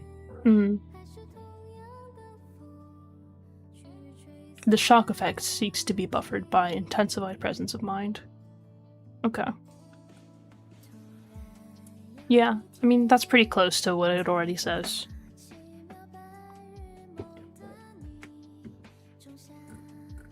Okay, 33. Sections 17 and 18 introduce the idea of a productive reception and distraction, an idea indebted to the writings of Siegfried Krauser and Louis Aragon. The positive idea of distraction, Zerstreuung, also means entertainment. Contrasts with the negative idea of distraction that Benjamin developed in such ideas as theater and radio, and the author as a producer. Both in this volume, the latter idea is associated with the theory and practice of Bertolt Brecht's epic theater. See Theory of Distraction in this volume.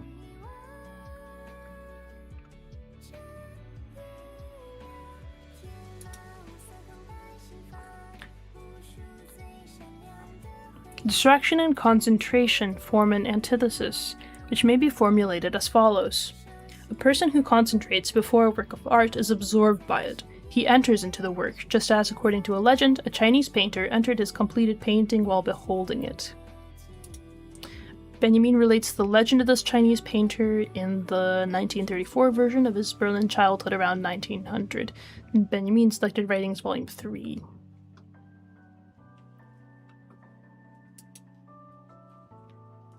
By contrast, the distracted masses absorb the work of art into themselves. Their waves lap around it, they encompass it with their tide. This is the most obvious with regard to buildings. Architecture has always offered the prototype of an artwork that is received in a state of distraction and through the collective. The laws of architecture's reception are highly instructive. Buildings have accompanied human existence since primeval times. Many art forms have come into being and passed away. Tragedy begins with the Greeks, is extinguished along with them, and is revived centuries later. The epic, which originates in the early days of peoples, dies out in Europe at the end of the Renaissance. Panel painting is a creation of the Middle Ages, and nothing guarantees its uninterrupted existence. But the human need for shelter is permanent. Architecture has never had fallow periods. Its history is longer than that of any other art, and its effect ought to be recognized in any attempts to account for the relationship of the masses to the work of art. Buildings are received in a twofold manner, by use and by perception, or better, tactilely and optically. Such reception cannot be understood in terms of the concentrated attention of a traveler before a famous building. On the tactile side, there is no counterpart to what contemplation is on the optical side.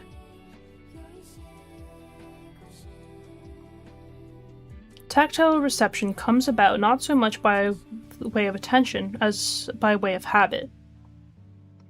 The latter largely determines even the optical reception of architecture. So tactile reception largely determines even the optical reception of architecture, which spontaneously takes the form of casual noticing rather than attentive observation. Under certain circumstances, this form of reception shaped by architecture acquires canonical value. For the tasks which face the human apparatus of perception at historical turning points cannot be performed solely by optical means, that is, by way of contemplation. They are mastered gradually, taking their cue from tactile perception through habit. Okay. The tasks which face the human apparatus of perception at historical turning points cannot be performed solely by optical means, that is, by way of contemplation. They are mastered gradually, taking their cue from tactile or use reception through habit.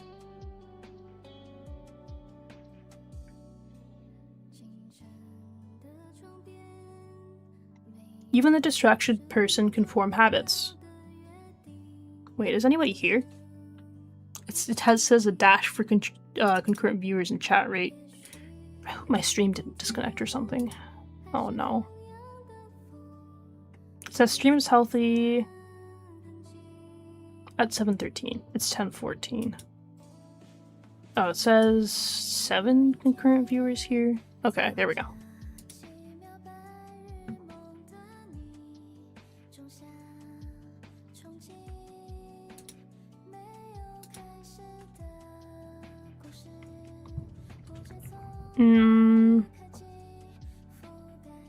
Okay. Even the distracted person can form habits. What is more, the ability to master certain tasks in a state of distraction first proves that their performance has become habitual. Okay, we can still hear you, we might be here. Good. Yeah, everything just disappeared from my OBS screen. Okay. This sort of distraction that is provided by art represents a covert measure of the extent to which it has become possible to perform new tasks of apperception. Oh, hi, Shirsha. You've read this. You've read the full thing, right? Or was it that you read parts of it? I remember I asked you this before, but I don't remember your answer. Okay.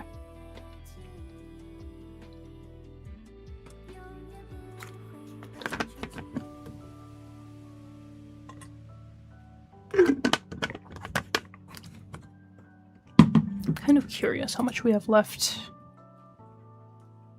Okay, I think it's... Yeah, it's just these 2 pages.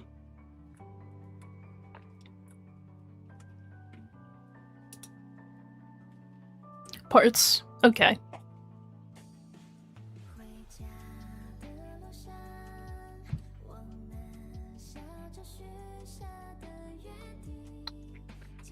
Even the distracted person can form habits. What? My cat just ran over my foot and I thought it was a fuzzy spider.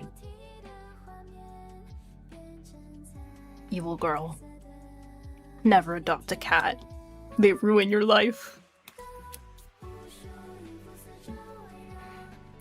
Okay, I have to start over. Even the distracted person can form habits. What is more, the ability to master certain tasks in a state of distraction first proves that their performance has become habitual. The sort of distraction that is provided by art represents a covert measure of the extent to which it has become possible to perform new tasks of apperception. What is apperception? Ah!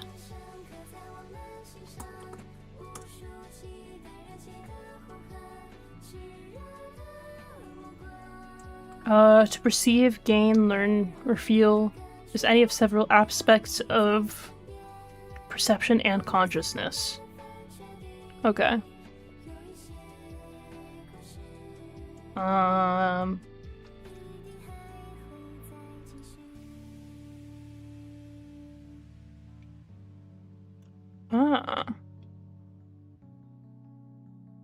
But aperçu is just, I thought, apercevoir was just how you said perceive in French.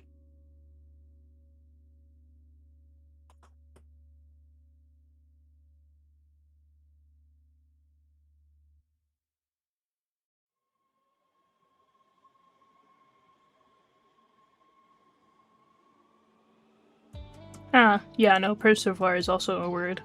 Okay.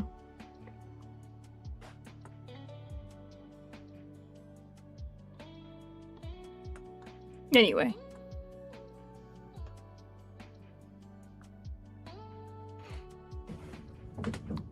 What was the sentence I was reading? The sort of distraction that is provided by art represents a covert measure of the extent to which it has become possible to perform new tasks of apperception. Okay. Since, moreover, individuals are tempted to evade such tasks of apperception, art will tackle the most difficult and most important tasks wherever it is able to mobilize the masses. It does so currently in film. Reception and distraction. The sort of reception, which is increasingly noticeable in all areas of art and is a symptom of profound changes in apperception, finds in film its true training ground. Film, by virtue of its shock effects, is predisposed to this form of reception. In this respect, too, it proves to be the most important subject matter at present for the theory of perception, what the Greeks called aesthetics. 35. Hello.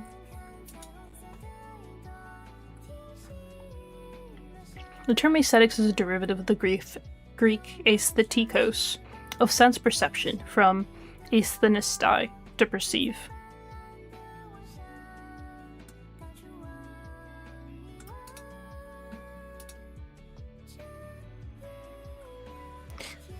"19. The increasing proletarialization of the modern man and the increasing formation of masses are two sides of the same process. Fascism attempts to organize the newly proletarianized masses while leaving intact the property relations which they strive to abolish. Fascism attempts to organize them while leaving intact the property relations which they strive to abolish.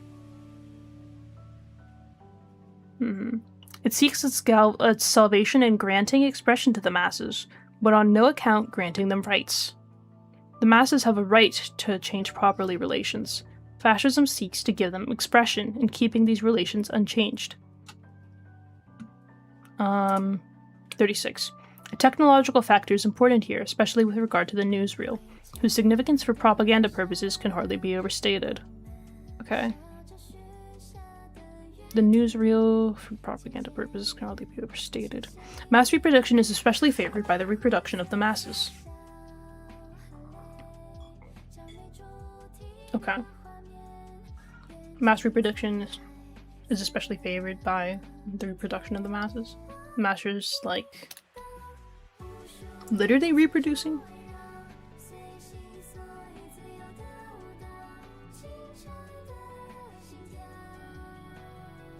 In the great ceremonial processions, giant rallies and mass sporting events, and in war, all of which are now fed into the camera, the masses come to face with themselves. Oh, I just had to read the next sentence. Come on, Richard. This process, whose significance need not be emphasized, is closely bound up with the development of reproduction and recording technologies. In general, mass movements are more clearly apprehended by the camera than by the eye. A bird's-eye view best captures assemblies of hundreds of thousands. True, and even when this perspective is no less accessible to the human eye than to the camera, this image formed by the eye cannot be enlarged in the same way as a photograph.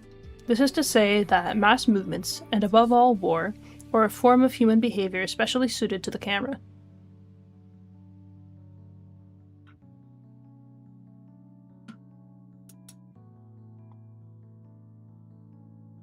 Okay. The masses have a right to change property relations. Fascism seeks to give them expression, keeping these relations unchanged. The logical outcome of fascism is an aestheticizing of political life. With D'Annunzio, decadence made its entry into political life. With Marinetti, futurism. With Hitler, the bohemian tradition of the Schwabing. What is the Schwabing?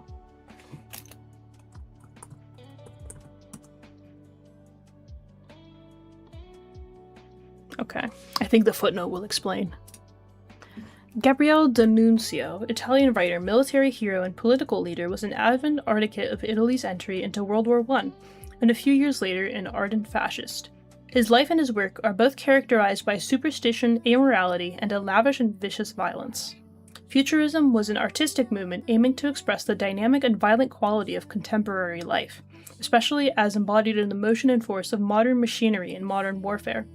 It was founded by the Italian writer Emilio Filippo Tommaso Marinetti, whose Manifeste de Futurisme was published in the Paris newspaper Le Figaro in 1909. His ideas had a powerful influence in Italy and Russia. After serving as an officer in World War I, he went on to join the Fascist Party in 1919. Among his other works are a volume of poems, Guerra sola igiene del mundo, War, the Only Hygiene of the World, and a political essay, Futurismo y Fascismo, 1924, which argues that fascism is the natural extension of futurism. Schwabing, a district of Munich, was much frequented by artists around the turn of the 20th century. Interesting. Hitler and other Nazi agitators met in certain of its restaurants and beer cellars and plotted the unsuccessful revolt against governmental authority known as the Beer Hall Putsch.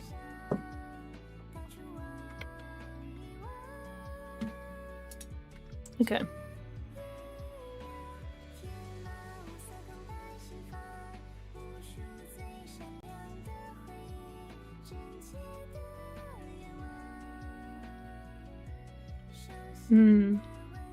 So he's citing the connection in between politics and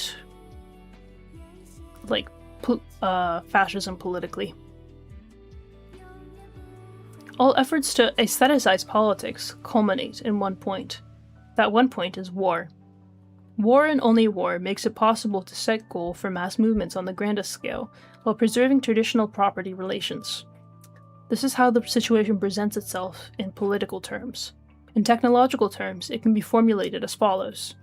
Only war makes it possible to mobilize all of today's technological resources while maintaining property relations. It goes without saying that the fascist glorification of war does not make use of these arguments. Nevertheless, a glance at such glorification is instructive. In Marinetti's Manifesto for the Colonial War in Ethiopia, we read, "For 27 years, we futurists have rebelled against the idea that war is anti-aesthetic. We therefore state, war is beautiful because thanks to its gas masks, its terrifying megaphones, its flamethrowers, and light tanks, it establishes man's dominion over the subjugated machine. War is beautiful because it inaugurates the dreamed-of metallization of the human body. War is beautiful because it enriches a flowering meadow with the fiery orchids of machine guns. War is beautiful because it combines gunfire, barrages, ceasefires, scents, and fragrance of putrefaction into a symphony. War is beautiful because it creates new architectures like those of armored tanks, geometric squadrons of aircraft, spirals of smoke from burning villages, and much more. Poets and artists of futurism, remember these principles for an aesthetic of war, that they may illuminate your struggles for a new poetry and a new sculpture." Jesus Christ. 38. Cited in La Stampa, Torino. Benjamin's note. The German editors of Benjamin's Gesammelte Schriften argue that this passage is more likely to have been excerpted from a French newspaper than from the Italian newspaper cited here. Okay. Oopsie. Let art flourish and the world pass away. This is a play on the... Oh wait, I should be reading 39 yet. Okay. This manifesto has the merit of clarity. The question it poses deserves to be taken up by the dialectician. To him, the aesthetic of modern warfare appears as follows. If the natural use of productive forces is impeded by the property system, then the increase in technological means and speed in sources of energy will press towards an unnatural use. That is found in war, and the destruction caused by war furnishes proof that society was not mature enough to make technology its organ, that technology was not sufficiently developed to master the elemental forms of society. The most horrifying features of imperialist war are determined by the discrepancy between the enormous means of production and their inadequate use in the process of production, in other words, by unemployment and the lack of markets. Imperialist war is an uprising on the part of technology, which demands repayment in human material, for natural material society has denied it. Okay, imperialist war is an uprising on the part of technology, which demands a repayment in human material for the natural material society has denied it. Instead of deploying power stations across the land, society deploys manpower in the form of armies. Instead of promoting air traffic, it promotes traffic in shells. And in gas warfare, it has found a new means of abolishing the aura. Fiat ars pereat mundus, says fascism, expecting for more, as Marinetti admits, the artistic gratification of a sense perception altered by technology. This is evidently the consummation of l'art pour l'art.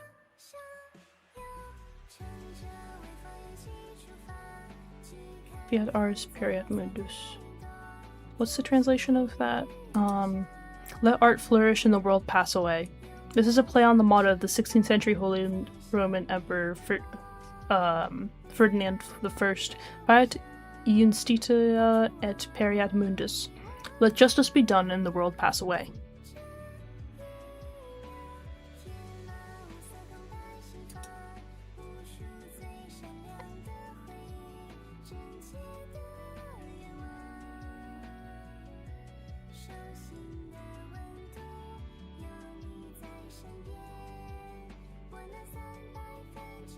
This is evidently the consummation of l'art pour l'art.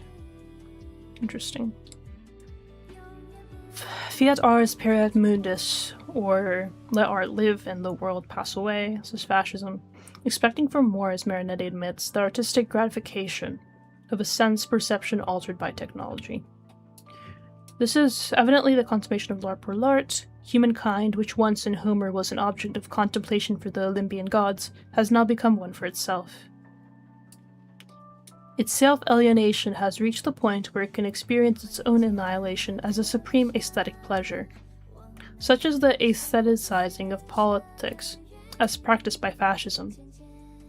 Communism replies by politicizing art. So it's the inverse.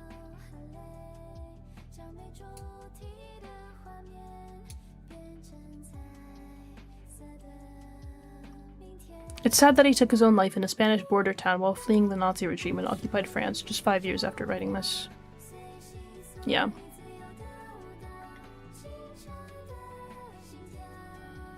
This is exactly the type of person the Nazis would go after.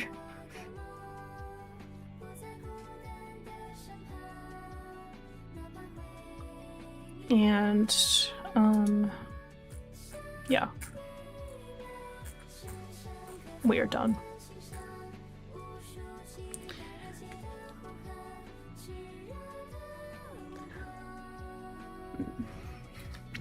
I want to recheck a summary because that was kind of a lot.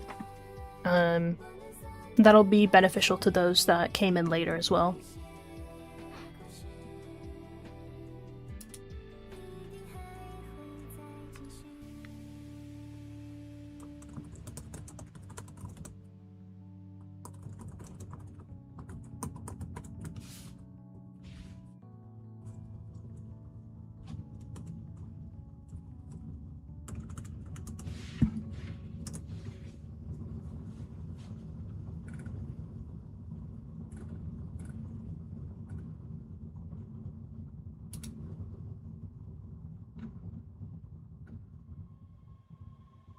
What is this? Is it gonna ask me to pay at the bottom? Yeah, it will.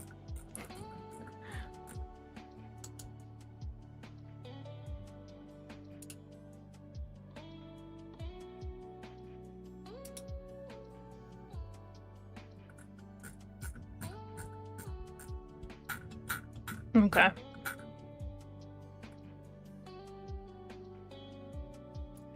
This...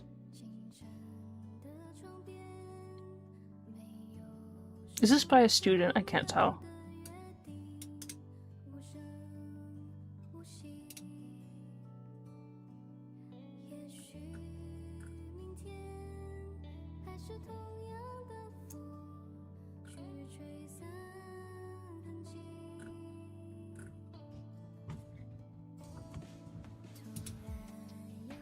Not a professor, probably.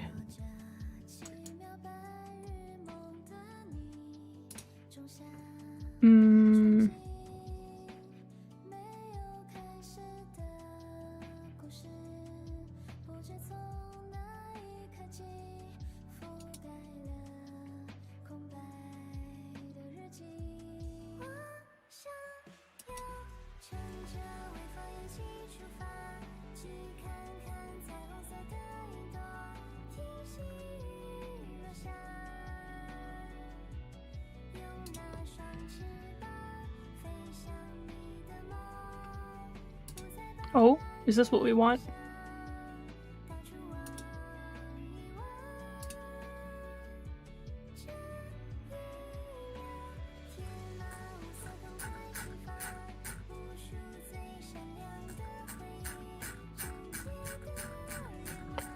Oh, I think this is just it, straightforward. Yeah. This is the essay itself.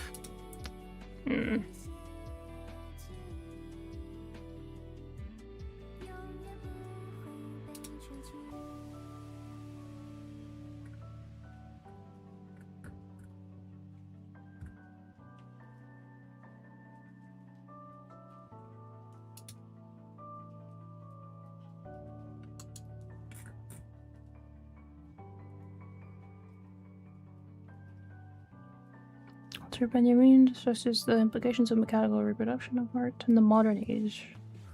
Okay. I put it in the poll. I didn't know if you saw the poll in the GSL. It was one of the options for streaming today. I downloaded it though. I might just read it by myself because it's like 4 pages. 6 pages actually.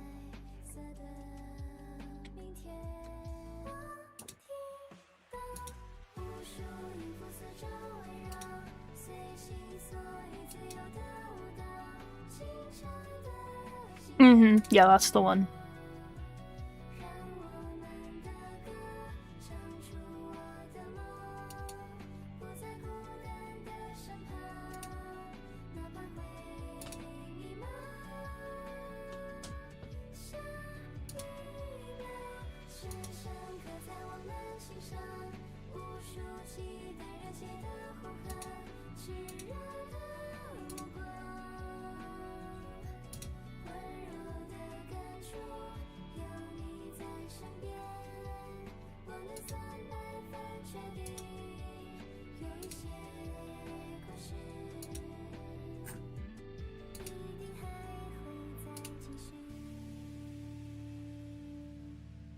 Oh, you're gonna sell it to me? Fuck you.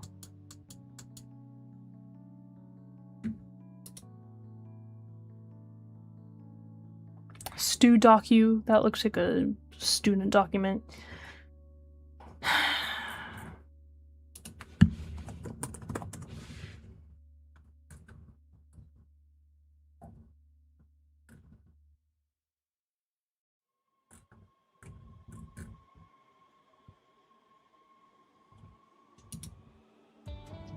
Alright. Here we are. Okay. I need a little break. My, like, voice is dead. So, I'm gonna, like, run to the bathroom and everything, and then I'll see you guys in a bit.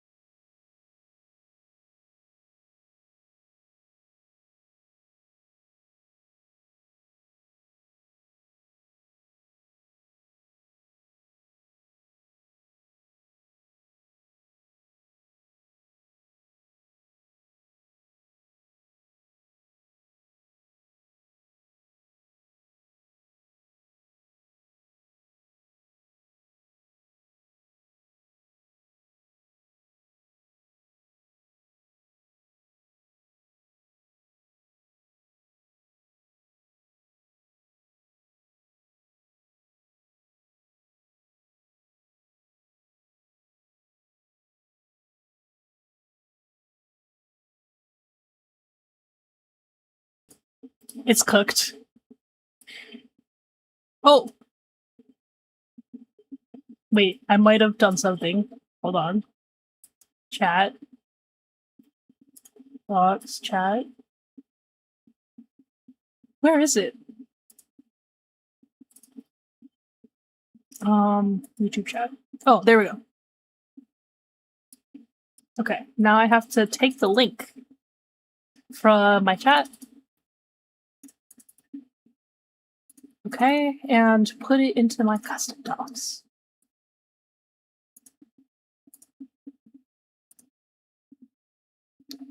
Beautiful. It's done. Now I can see chat in a normal way. Okay. Back here. Oh, it's just too far down. That's why I can't see it.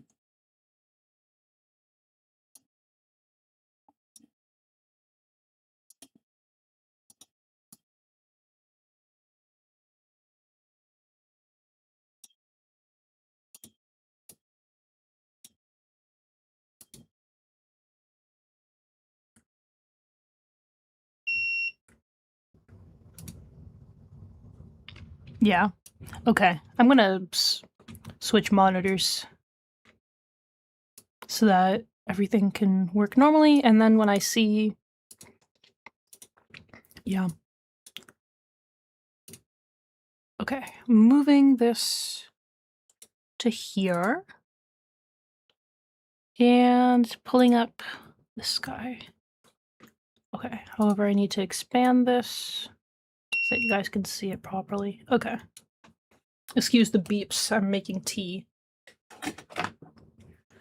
My kettle is like... It beeps every minute after it boils. Very annoying.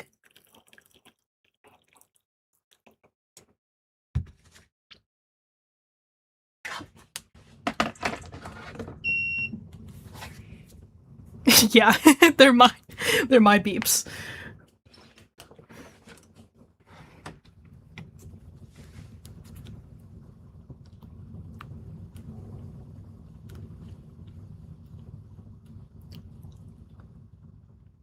All right. Oh, I think I can widen this even more, and you guys will be able to see. Okay, there we go. You guys should be able to view this very easily now. Okay. The work of art in the age of mechanical reproduction is an essay that questions how perception of the masses has changed with the advent of technology. More specifically, Benjamin argues that advances in technology that allow art to be more easily replicated have divorced art from its traditional connection to ritual and sense of aura or uniqueness. Okay? Benjamin cautions that this decline of aura will lead to art that is politically and wholly political. Oh, sorry, that will lead to art that is fundamentally and wholly political. Benjamin begins his essay by recapitulating Marx's argument about the rise of the proletariat and the potential for the abolition of capitalism. He explains the theories of present art of production can be used to better understand and predict the art of the future, whether it manifests as the rise of the proletariat or the existence of a classless society. Benjamin goes on to provide a brief history of art's evolution and technologies that made it more reproducible, including the printing press, the lithograph, and the camera. He notes the way that there's no better case study for understanding the way technology has influenced artistic production and reception than the contemporary film. Before beginning his analysis of film production, Benjamin demonstrates how art traditionally maintains its value because of its connection to ritual and history. This connection to tradition is what generates a work of art's uniqueness, or what Benjamin calls its aura. According to Benjamin, art is valued in two separate ways: the cult and the exhibition. The cult tradition features ceremonial objects meant to be valued simply for their existence, while exhibition value stems from a piece of art being on view. Contemporary art, Benjamin argues, is valued entirely for its exhibition value, and thus art is being created with entirely new functions and purposes. Rather than photography, the precursor to film, Benjamin says that rather than ask whether photography was considered art, which many critics did at the time of photography's invention. One should have instead asked whether photography changed the entire nature of art. This change to the fundamentals of art is at the heart of Benjamin's contentions regarding both photography and now film. In his discussion of film, Benjamin argues that movie making is a central example of how the aura of artistic work has disappeared. He says that because films are not continuous productions, but are instead shot in scenes, and because audiences connect with the camera rather than the actor, the uniqueness that one defined artistic modes like theater, the uniqueness that once defines artistic modes like theater evaporates. In its place is an artificial worship of the movie star in place of their character, a new kind of audience that is always viewing films through a critical expert lens. I don't like the way this is written. Like the way they're just dropping the fact that everybody's an expert now and people are everybody's a critic is strange. And it doesn't explain what Benjamin was actually saying when he says that everybody becomes like a partial expert, a quasi-expert. This is... Actually, I'll just search. Yeah. He says, it is inherent in the technology of film as of sports that everyone who witnesses these performances does so as a quasi-expert. Anyone who has listened to a group of newspaper boys leaning on their bicycles and discussing the outcome of a bicycle race will have an inkling of this. In the case of film, the newsreel demonstrates unequivocally that any individual can be in a position to be filmed. And then he goes on to explain how this possibility is... Can I move this? I guess I'll do this. Yeah. He goes on to explain, like... I'm gonna remind myself. Oh yeah. He explains how readers turned into writers because it's easy to get published, and then he talks about the proletariat getting filmed in Russia. And then he moves on.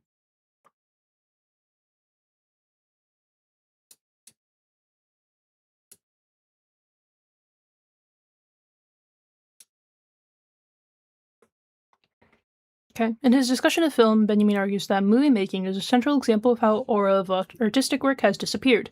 He says that because films are not continuous productions but are instead shot in scenes, and because audiences connect with the camera rather than the actor, the uniqueness that once defined artistic modes like theater evaporates. In its place is an artificial worship of the movie star in place of their character. I also don't think that he's saying that the worship of movie star replaces the character. I think he's saying that movie star worship is like a distraction that benefits the capitalist. Film also, Benjamin explains, changes viewers' own perception of their world. With technology like slow motion... Actually, let's check this. Why not? And not only does the movie star, which it postures, preserve that magic of the personality which has long been... Okay. Film capital uses the revolutionary opportunities implied by this control for counter-revolutionary purposes. See? Counter-revolutionary purposes. Not only does the cult of the movie star, which it fosters, preserve the magic of the personality, which has long been no more than the putrid magic of its own commodity character, but its counterpart, the cult of the audience, reinforces the corruption by which fascism is seeking to supplant the class consciousness of the masses. So yeah, it's not quite a distraction from like political struggle, but it's preventing class consciousness, which is necessary for revolution. Okay. Film also, Benjamin explains, changes viewers' own perception of their world. With technology like slow motion and close-ups, unconscious optics are brought to view for the first time. In this way, film makes itself readily open for psychoanalytic interpretation. because psychoanalysis focuses on the meditation between the unconscious and conscious of the human mind. No, he was saying that the unconscious of perception is revealed by film in the same way that psychoanalysis reveals the unconscious of the mental world. Benjamin then pivots to discussing architecture as a particular type of art that is absorbed by habit rather than by contemplation. He argues that film operates the same way, noting that the public is an examiner, but an absent-minded one. Okay, yes, he does. That's a very quick summary of the a very quick summary of a pretty. That's like half a sentence. I feel like. No, that's 2 sentences, but it feels like half a sentence given to explaining what Benjamin was saying in the 1 or 2 like sections about architecture. Okay, in the epilogue, Benjamin addresses the political element of his argument, saying that fascism attempts to aestheticize politics. He argues that the only result of an aestheticized political discourse is war, and that proponents of war will try to make war and its technology seem beautiful and valuable. The essay concludes with Benjamin asserting that the destruction of the aura has ultimately alienated mankind from himself.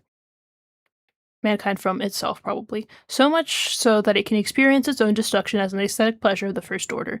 Didn't he say that art was alienated from itself? Hold on.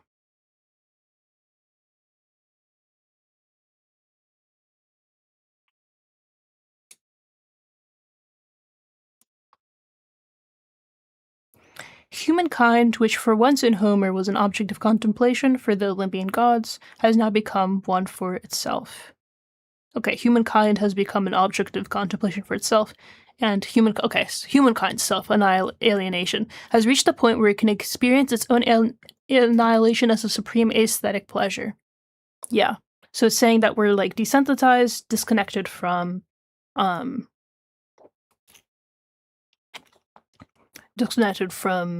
art.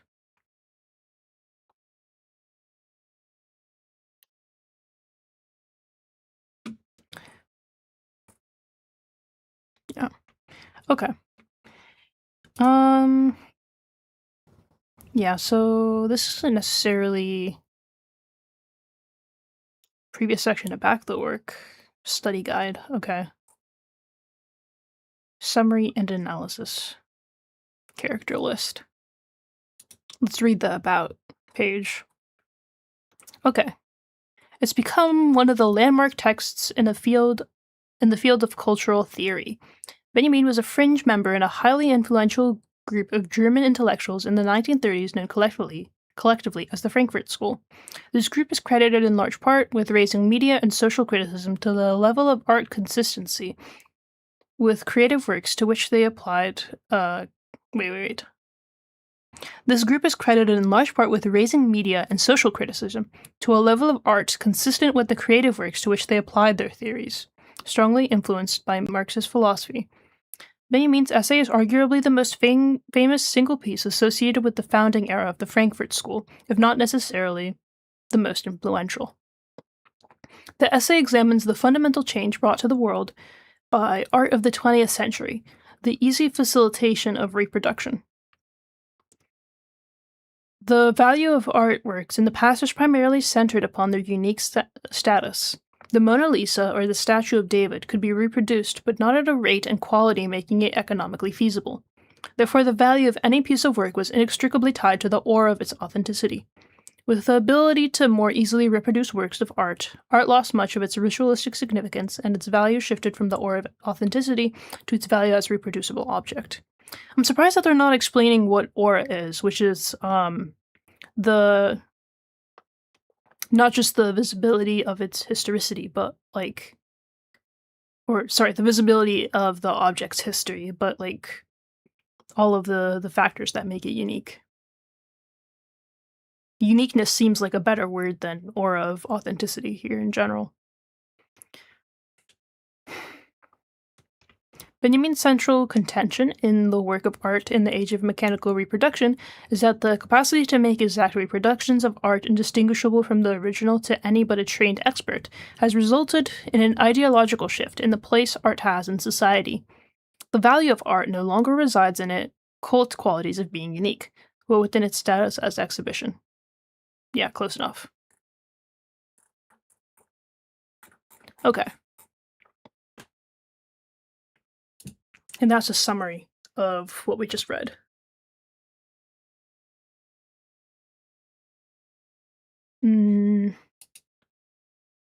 Okay, and now we've crossed the 4-hour mark.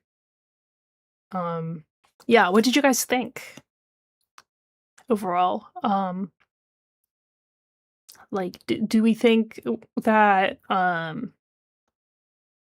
mean, it's valuable, of course, in how he analyzed like the new effects of technology, but also things have changed so much.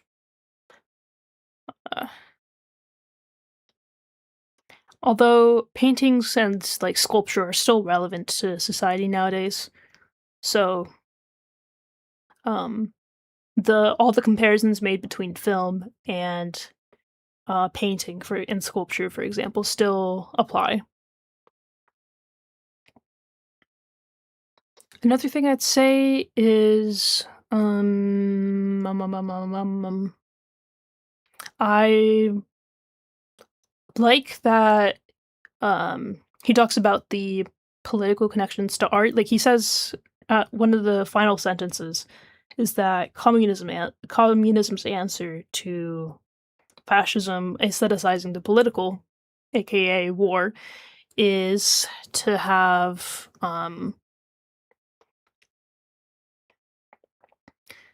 is to say that communists politicize art, which of course makes me think of the phrase that art is political, and makes me wonder if that's like a Benjamin original or if that like later somebody else came up with that, because that's one of those phrases like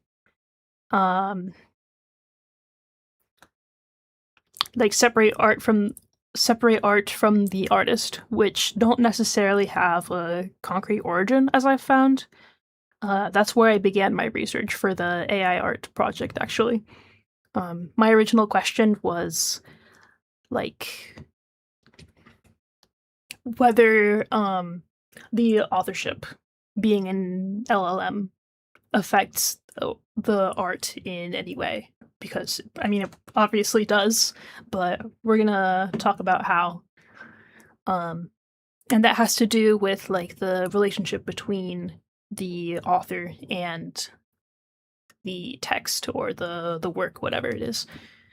And I think I have like an okay understanding of this essay, but I also want to connect it to my project. My project is very much about the like creation of art with LLMs, but this is more about like the perception of art produced with LLMs. So definitely it's the section in which he references the first and the second types of technology is going to be relevant. The first type of technology is one in which it's like, what was the first technology? The second one, he said it was like automatically flying a plane.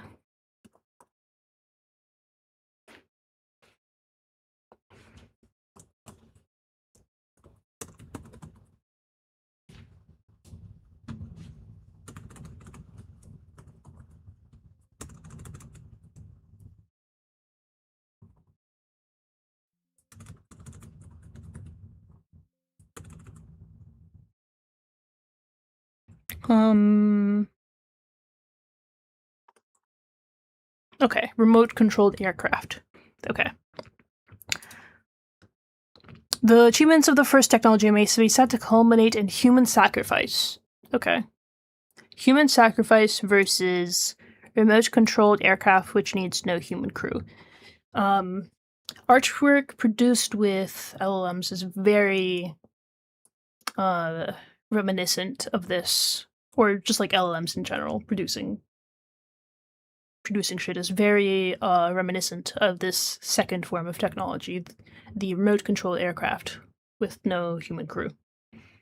Okay, let me read some chat. Dank Jack says, "Those Proses on War give me a pretty good hint on why people make those music video edits of combat footage from recent conflicts." Yeah, it's concerning. Came late, but I think his part of movies can be implied today. There was a discourse about the movie The Brutalist when it was released because the director used an AI to amplify some accents in... There was a debate if it should be allowed to even be nominated for an Oscar or not, because the fact that the director used an AI means that the entire work is disqualified as art. This happened. SureShot sent me a thing of like some AI being used to help with like the 3D renders of a thing, and it was mostly like human done, but there was this aspect that was AI assisted, and people were like, this isn't art, it shouldn't be displayed at this like film thing. And these are the things that kind of bother me, like, as an artist. Maybe because... Okay, something that I argued in my original essays is that we have sports, and we can allow for sports to be... Sorry, we can basically, like, automate sports by having, like, a car drive really fast. Like, but that's not interesting. We want to see people specifically run very fast without the use of technology. What is this?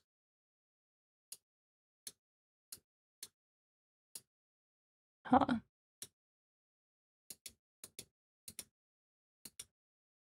Okay, never mind. And then I said that for art, people don't care as much how the art is produced. They care about the result because that's the only aspect of it that's visible. And I think there's some truth to that, but also at the same time, does the fact that the process is invisible negate the value of the process? Or I guess the process in which the art was made, Benjamin would argue that that process is part of its aura. It's part of its uniqueness as a creation in a particular context, a particular situation, with particular means.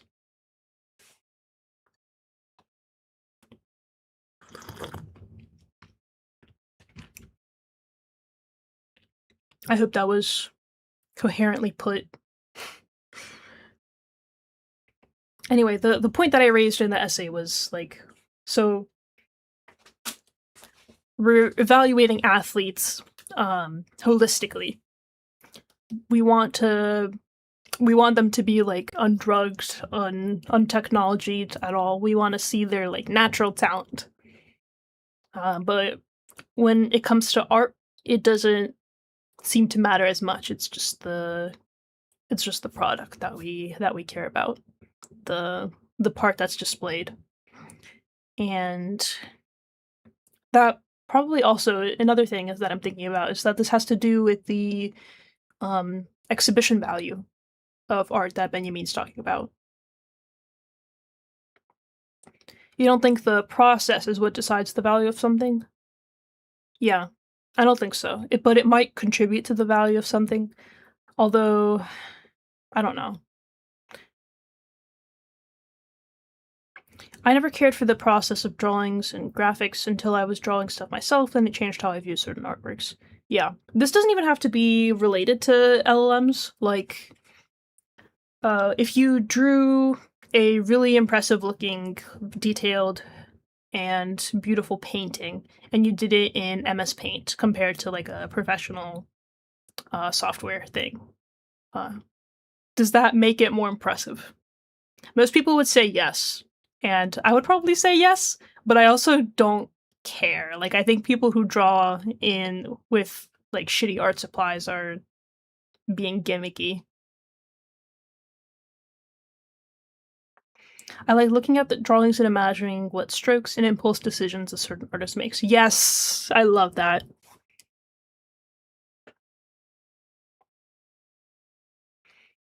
Mm. But that's also interesting in generative art.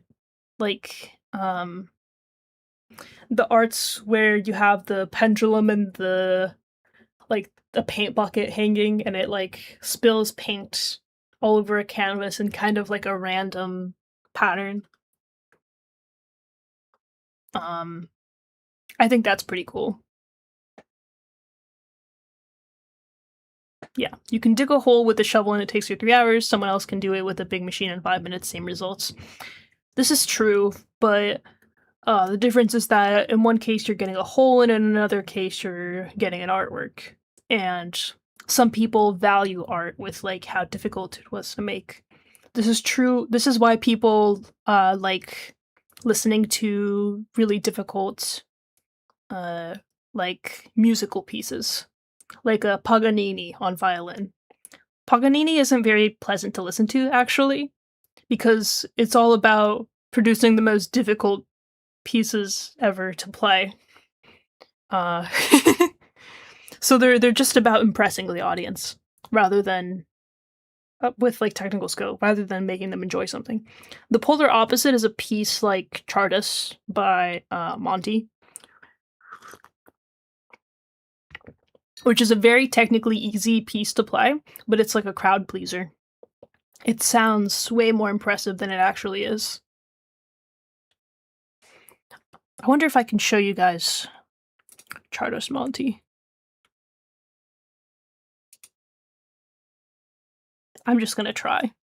And it's okay. I'm not monetized, so my stream won't get taken down.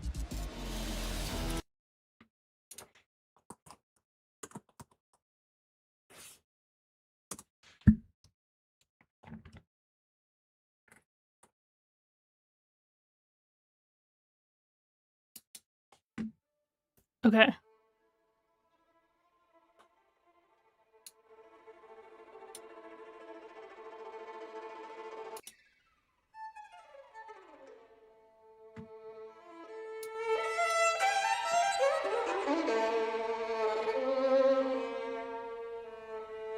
You can hear that.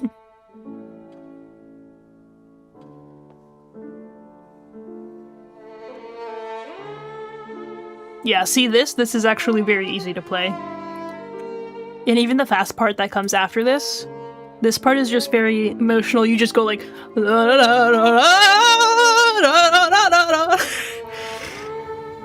and then you skip to the fast part.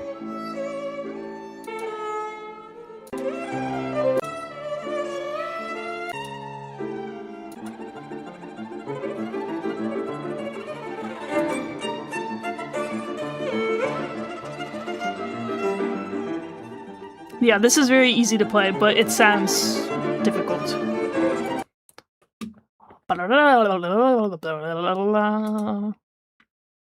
Okay, this is the most Russian conversation.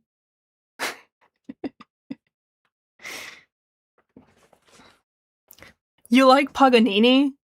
You've been duped, is what I have to say.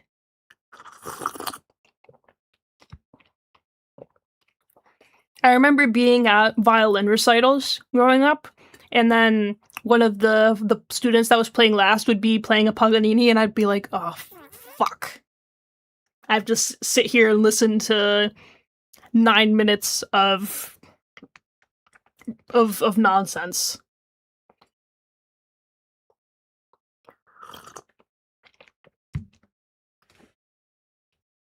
But you could easily do it with enough practice. That's how anything works. Would take you maybe like 15 years, I would say. Because I played violin for 8 years. And I didn't get anywhere near like Paganini level. But I got to like a solid intermediate level where I was playing in youth orchestra. and I was playing the most difficult songs there, but also I was like doing it poorly because my teacher hated me. I wouldn't practice enough, and she would still give me the most difficult possible music because she wanted to like push me to the highest level.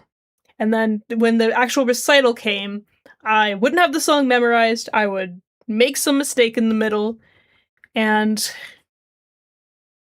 she would be like, "Good job."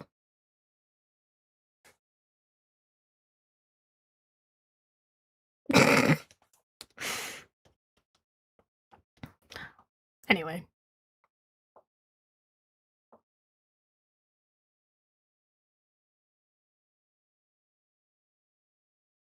other thoughts?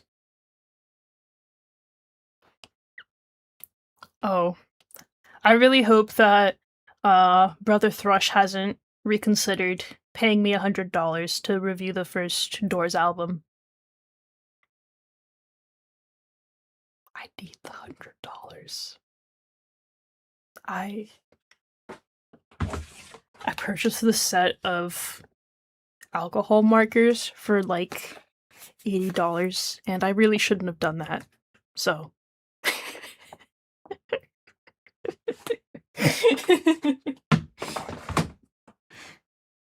yeah, that's the situation I'm in.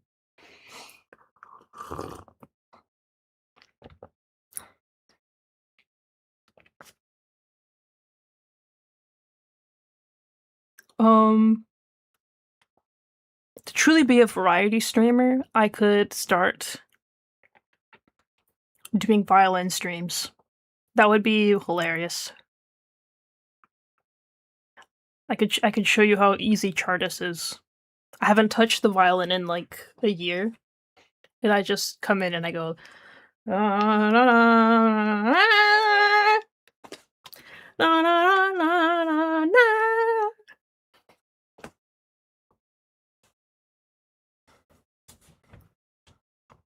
Yeah.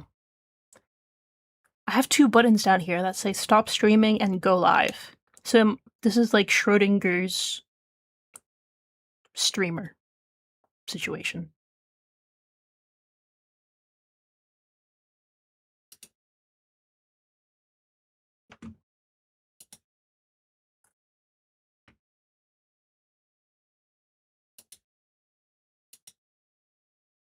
Oh, you mixed up Paganini and Tartini. Okay, that makes sense. I actually am not familiar with Tartini. Let me write him down on my whiteboard so I can listen to him eventually.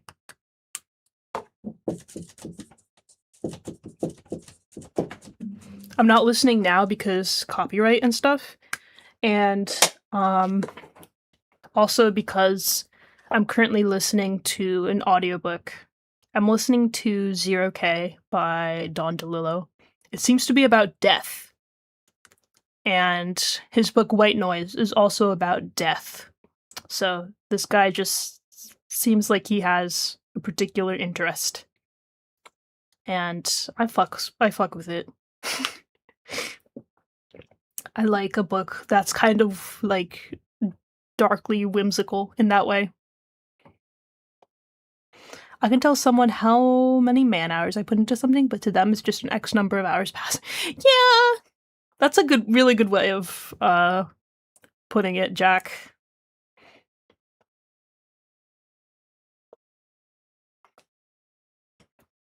Like, yeah, of course, time goes so much slower when you're working.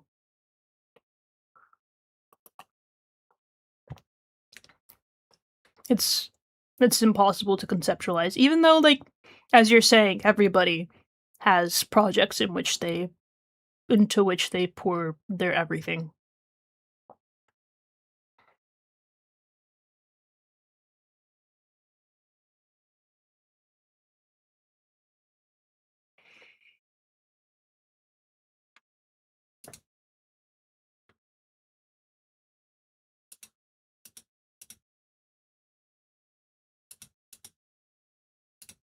Okay.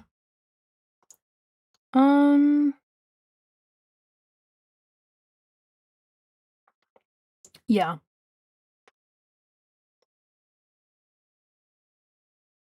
Oh no, did I disconnect again?